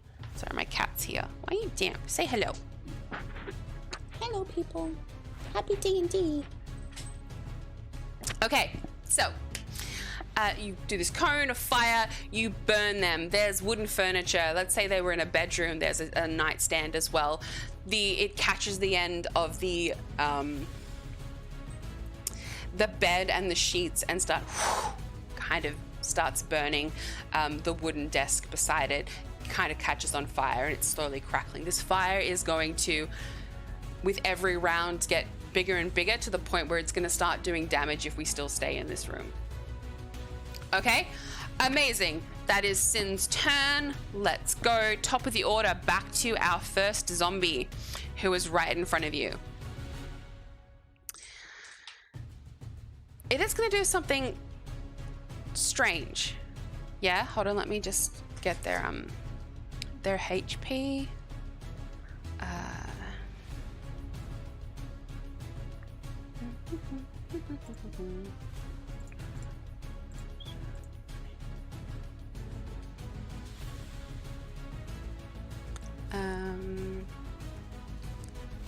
Maths, Nymphette. No. Okay. You've just set it on fire. It is going to pry open its crystallized like crevice where its mouth used to be, and with like cracking and breaking of glass, you see like its blue icy shard head kind of glow for a minute, and it is going to cast the equivalent of what you just did. It is a cone of cold, not the spell cone of cold, like a literal 15-foot cone of cold damage is going to hit you. Allie, can I get an exclamation point D20? We need to make a dexterity saving throw.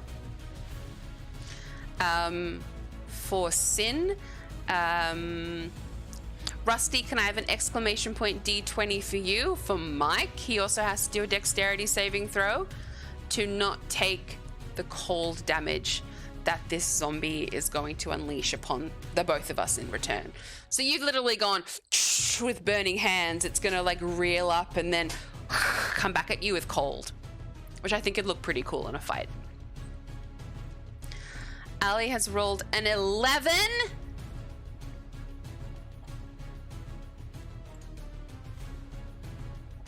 We've only got a +1 to our dex, so that's actually a 12. It's not gonna make it.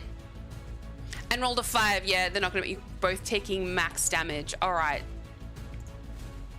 It's not as powerful as our spell.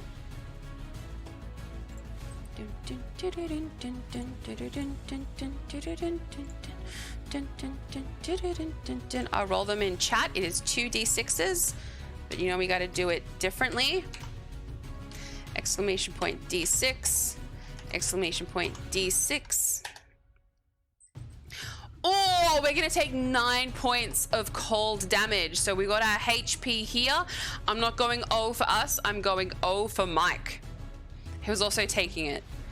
Maths people, 33 minus 9 is 24. I gotta get better at maths being a DM, right? Mike, who only had 15 hit points, is gonna take a whopping 9 cold damage to his tiny little halfling body, and you just see icicles start to form on him, and he is not good. He is not good. He starts wheezing. His actions are going to become quite like all of his muscles have tightened and constricted from the nature of this cold. Your guy only has 6 HP left.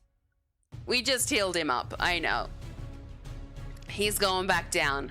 Holy fucking shit. The amount of times we have like almost had to like bring him back from death has been insane, but that's where we're at. That's where we're at. And that's the zombie's turn. He told his ass to stay home. Okay. It is Mike's turn though. I'm looking in his inventory. He does not have any way to heal himself. He cannot back up because he'll take 2 attacks of opportunity. So Mike has to hang in the pocket, people. Mike has to hang in the pocket. Fuck. He is going to... He's got his daggers drawn. He is going to go... He's got to attack. There's nothing else he can do. He's got to attack. He is going to try to stab that first zombie with its dagger. You guys want to roll for Mike? Sheriff, are you still here? Would you like to roll for Mike? Exclamation point D20 plus 6 to hit with the first dagger. 15, 21 definitely hits. Nice job. Sheriff, can I get an exclamation point D4 for the damage? And we're plussing 4 to this. All right, 6 points of damage to that other zombie. Not bad, not bad, not bad. As this time, his dagger actually sinks into the zombie that's right in front of him. Remember, there's 2 of us and 2 of them. He's attacking the one right in front of him. It actually sinks in, and as the dagger sinks in, you kind of hear glass start to crack and break. And you kind of see shards, like when you break a pane of glass, kind of crack up through the bits of its skin that's exposed through the clothing that it wears. Nice, nice, nice. Big numbers coming from the down Underdark. I love it. Down Underdark. That's canon. That's officially where they are. Everybody. All right. Not only does that shatter a little bit, you see it crack over half of its body. This zombie is not in a good spot. We're going to do dual-handed fighting because he's got the 2 daggers. We're going to attack him with the second dagger. We don't get to add our bonus on top of this, so it'll just be a straight D4. But let's see if it hits. Who haven't I got to roll and roll?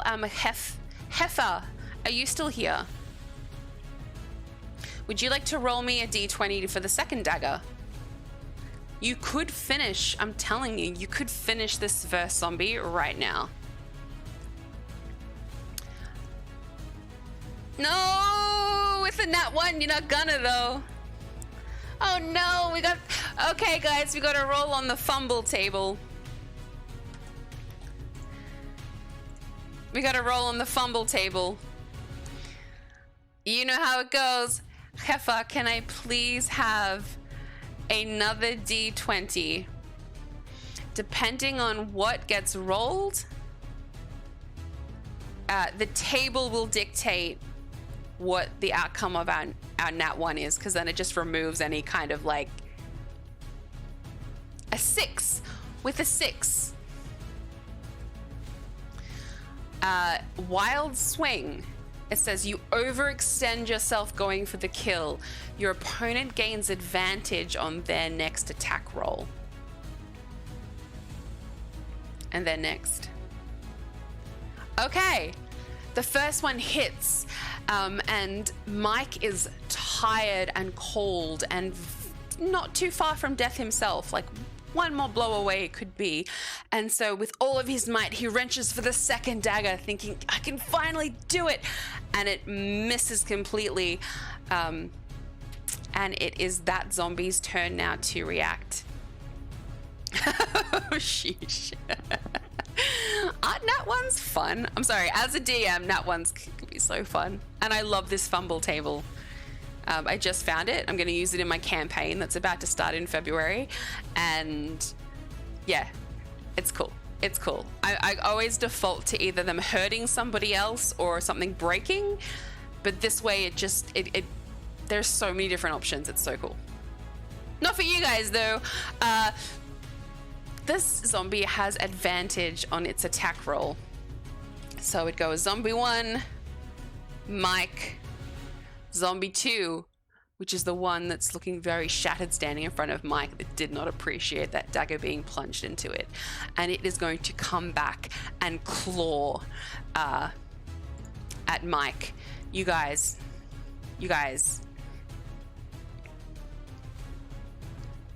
Depending on what happens here,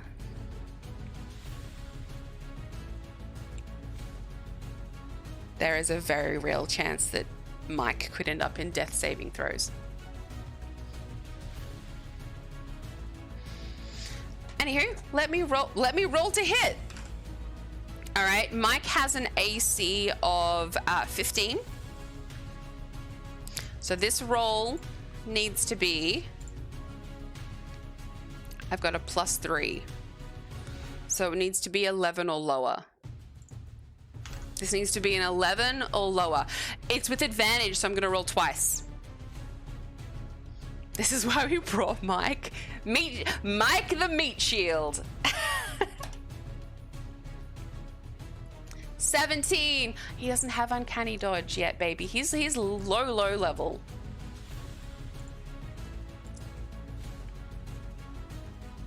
He doesn't have uncanny dodge yet.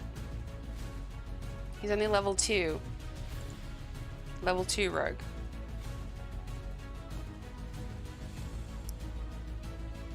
Let me roll again just to see if we get a nat 20. I know it's mean, but it is advantage. 15. Okay, 17. Our AC was 15. Plus the 3 to hit.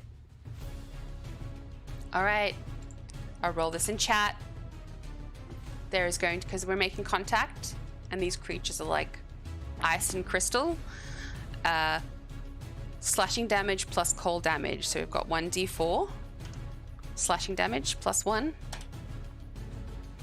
Okay, 2 points. 2 points of slashing damage. Okay. Takes Mike down to 4 hit points. And now I'm going to roll a d4 for the cold damage. There's no plus anything to this. It's a straight d4. If it's a 4, Mike is down. I repeat, Mike is down.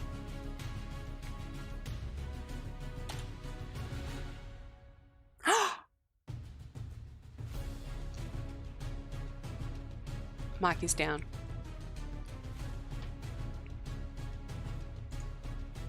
This creature that he just plunged his blade into pulls up its arm and with a mighty wallop claws and rips apart the leather armor, exposing Mike's chest.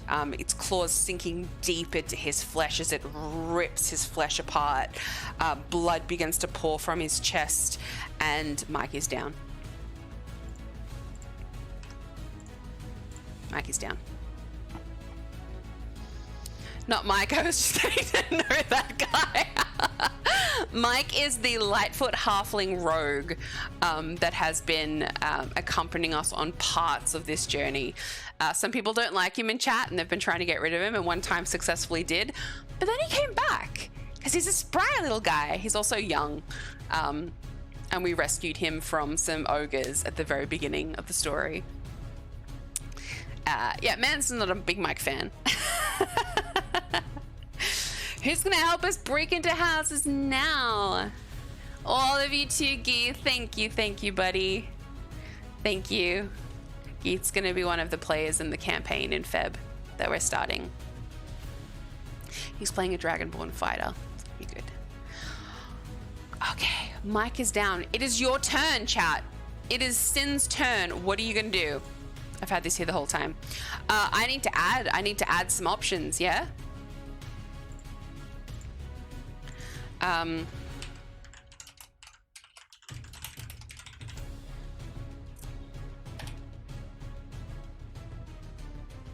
Okay, let me talk you through these just really quick. Because there are some just generic ones that are there because I have our close range things set to go and our long range things set to go. Okay, quarterstaff, bonk one of them. Shocking grasp, electrocute one of them. Burning hands hits both of them with the cone of fire again. Our other spells we need to back up for, so these are the close range ones. I haven't put backing up as an option because we'll take 2 attacks of opportunity, and I think that's kind of stupid. Shatter, do we need to do shatter at a distance? Because I can add that. Because shatter, you pick a point. We could shatter. Anyways, or blur, but number 6 is to cast Cure Wounds on Mike. Now, he does get death saving throws. He's not dead. Yeah? Excuse me. And one of these crystal zombies is looking really fucking worse for wear. So what do you want to do, chat? You want to bonk it with your quarterstaff. You want to shocking grasp it. You want to cast burning hands on both of them.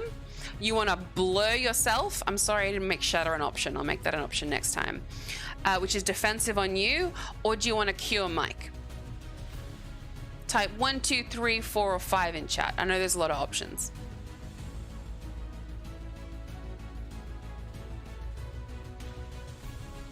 We got a vote from Rusty. If we do say burning hands, can we heal next round? It'll keep being an option. It'll keep being an option that you can vote for. We do still have a potion of healing, remember? Because we cast Cure Wounds on ourselves. Oh, speaking of which, by the time I gotta remove some hours from that because we wandered through the Underdark. Hold on. It's okay. Let's say we wandered through the Underdark for 2 hours before we got here. Okay, 50 hours until we die. Because if you're just joining us and you missed the beginning of the story, we are poisoned with the exact same poison that is affecting these zombie creatures in front of us. And if we don't find a cure in 50 hours, we're going to become that and essentially die. Just so you know. Burn these mothers. Sheriff wants to bonk the one of glass. I think that'd look pretty cool.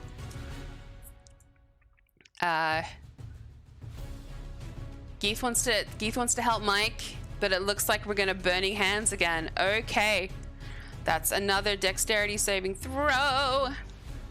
And again, we'll do all these at 2nd level because we just accumulate spells in this version. Dexterity saving throw. Let me do it for the first one. These have to beat 14. For number 1, rolled a 16. He takes half damage. But he's not the one that's fucked up. Number 2's fucked up. He rolled a 3. He's gonna take max damage, everybody. You could down one of the 2 right here, right now. No, drop your choice in. Even if you're lurking and you're like, I want to vote. All good. I just would call on you for rolls if you're busy, Keith. All right, let's get some damage. Let's get some damage in chat. Who voted for 3? Rusty, can I get a d6 from you? Ali, can I get a d6 from you? Mansets Fire, can I get a d6 from you? And Heifer, can I get a d6 from you? Let's see how much fucking damage you do.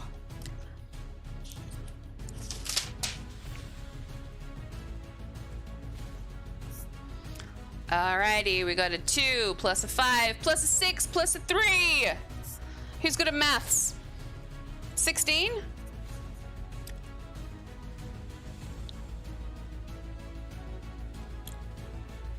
That's awesome.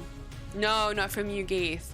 I said I wouldn't call on you for rolls, but feel free if you've got other stuff, but feel free to lurk, my friend, and vote whenever you want to.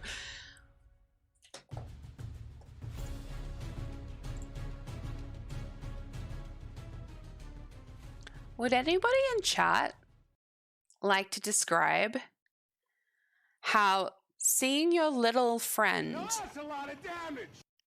It is.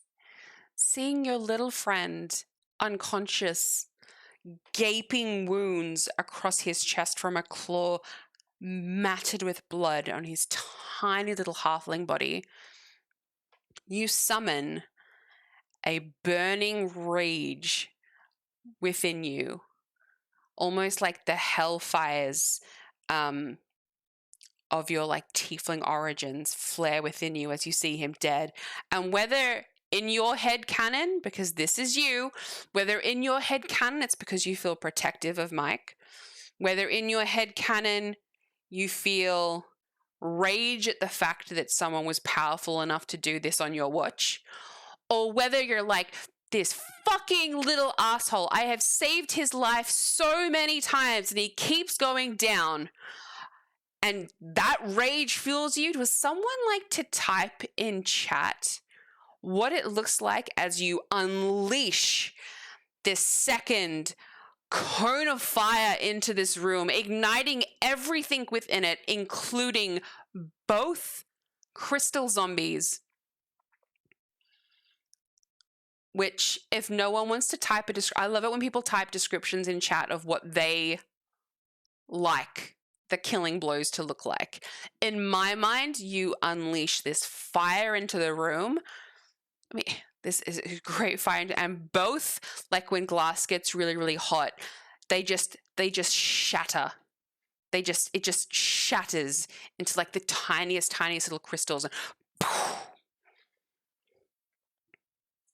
Anyone like to describe that? We're out of combat. We are out of initiative.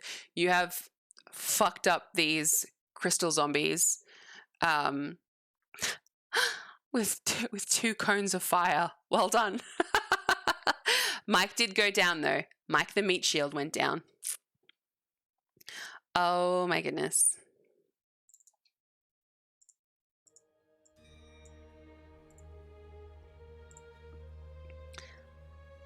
If no one wants to have a crack at describing what you've done, well done, by the way. The room in front of you is completely ablaze. What each round goes for 6 seconds. We've had 2 rounds since then, 12 seconds. Fire is so incredibly fast to spread, you guys, and the fire starts licking up the walls now. The drapes on the opposite end where there's a window are fully ignited. You look down at your little companion on the ground and you put your arms, you barely have to carry it, like he weighs nothing to you, but you scoop your arms up under his shoulders and you drag his body out of that room, out through the kitchen, trails of blood. As his wounds continue to seep, you pull him out of the house onto the front yard. You back up about 20 feet from the house. As you do, you hear cracking and banging of like bits of wood falling from the roof, and the house is going up in flames basically. And you pull him out and you look down at his tiny body, and he is on death's door. Streamer, look at chat. I'm look gonna. at chat, streamer, chat, streamer, Sheriff. streamer, look at chat. The glass glows red hot, and small cracks begin to appear. A sound like a hammer through a pane of glass as the entire entities break apart. The light reflects in our tiefling eyes as a small smirk appears on her face at a job well done. I love it. I love it. That is brilliant. That is what happens. Want a break from the ads? And there'll be ads in a minute. I'm so sorry, everybody. That is amazing. All right. Goosebumps. I know. Ali, your description earlier was phenomenal as well. I love it. I love it. Oh, you guys are awesome. Okay, so we're standing over the little corpse of Mike. Hey, he's not a corpse yet. hold on. We have very small period of time. Like literally we're gonna have that moment, look down, notice Mike, and grab him and pull him out. He's small, so we're quite strong. We're there fast. I'm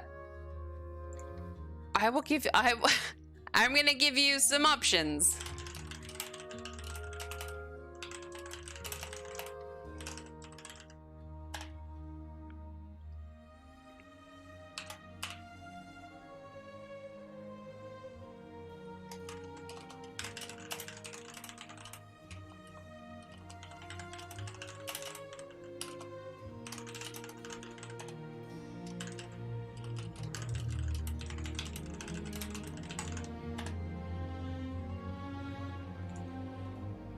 He's a pre-corpse. He's a pre-corpse. Yes. Okay, unfortunately we can't long rest from, I mean, we'll need to probably take a rest. But we do need to heal him if we don't want him to die, because he might not survive, or we could do all the death saving throws. I should have made that an option, but I just thought you wouldn't want to do that. So number 1, you can let him bleed out. Time to say goodbye to Mike. 2, we can use our second last spell slot for the day to cure wounds. 3, we can use our very last potion of healing.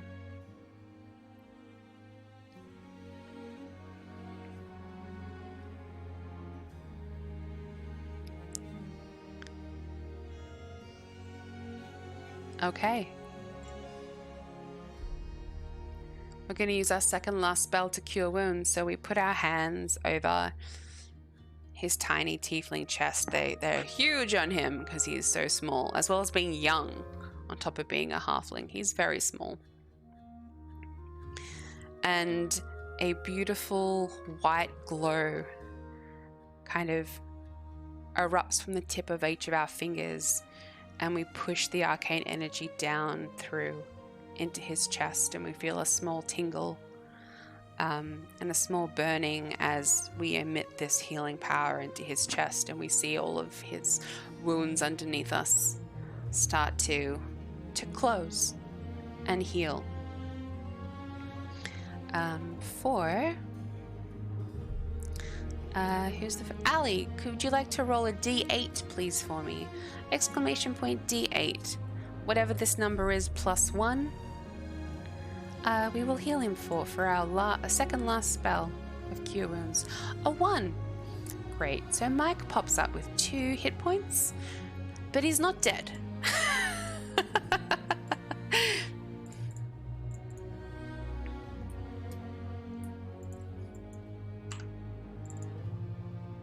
Come on now, computer, so we can heal Sir Mike. Okay. With 2 hit points, Mike opens his eyes and he looks at you and he's like, ow! You haven't done the best job, despite me trying to give a really nice description of healing him. Bits of his wounds are still gaping a little bit open. Blood isn't running anymore. He's stabilized, but he is in a lot of pain.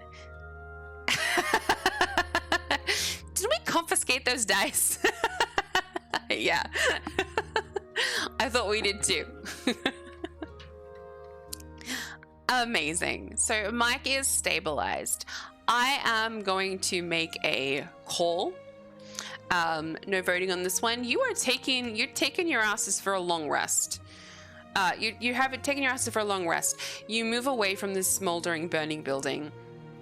You find a kind of, because it was a house and I said it had a garden, and at the back it had kind of like an open garden area, a couple of like very strange looking trees, not typical trees that you would grow, more like a tree made out of like, you know, those tiny little enoki mushrooms. It's like a tree with like lots of those little like mushroom branches coming out, not the exploding ones from inside the cave earlier this episode. Not those. There's lots of different types of mushrooms around us, but it's like one that's like a tree about 50 feet from the burning house. You kind of back up there, and Yeah, you take a long rest.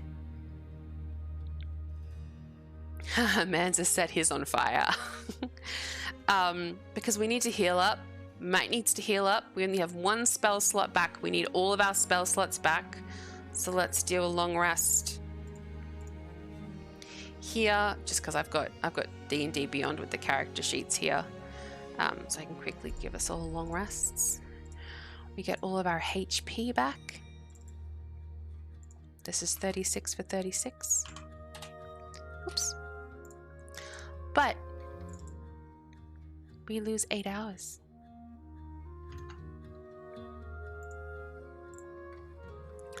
We lose 8 hours having this rest. Now I said for the first, so we had 72 hours from being poisoned. I said the first 24 we wouldn't have any side effects. I said when we got to the first 48 hours, we would. When you wake up from your long rest, you will not be the same as when you went to sleep beforehand. We have 42 hours until the poison completely takes hold and we become one of those zombie things. But what will happen when we wake up? What changes will we find? How will this affect us going forward? Well, chat, you're just gonna have to wait until next week for episode 8. Where you're gonna start exhibiting some signs of madness. Maybe I need to oh, I got some work to do. I think I'm gonna have to, I might make like my version of like a wild magic table in a way. And as we start to go mad, have us roll on it. Oh, thank you so much, Sheriff Dan. Thank you. Oh, I'm so glad you liked it. Thank you everybody who came in today, who participated for the first time, whether you've been lurking before this, or whether this was your complete first time. I hope you really enjoyed it. The VODs for episodes 1 to 4 are on YouTube. I've been really slack with editing the other ones lately. Hey, Ams, how's it going? Thank you for the follow, Sheriff. Thank you, thank you. Yes, Allie, there's gonna have to be another episode. We didn't get to the end today. You always forget how long, like, the little things, the little bits of travel and little interactions and stuff take. Been lurky McLurkson. All right, so after Deddy McDedison dies, the next one's gonna be Lurky McLurkison. I appreciate each and every one of you. I really do. You're all beautiful. I'm glad you're enjoying the story. Look, we keep tweaking it. Like I said, this is the first time, this is the first story that we've run. I'm calling it season 1. So we're figuring a lot of stuff out. There's going to be changes in the mechanics of how we interact in season 2 once we wrap up this story. When that will take place, I don't know, but good thing this one's still going. This one's still going. Mike, oh, Alicia, Mike is still alive. Only because we just helped him. He was down. He was in death saving throes. But yeah, I hope you guys find it easy to vote. I hope you guys find it easy to roll the die, and that feels like an organic part of the storytelling. It's just gonna get better.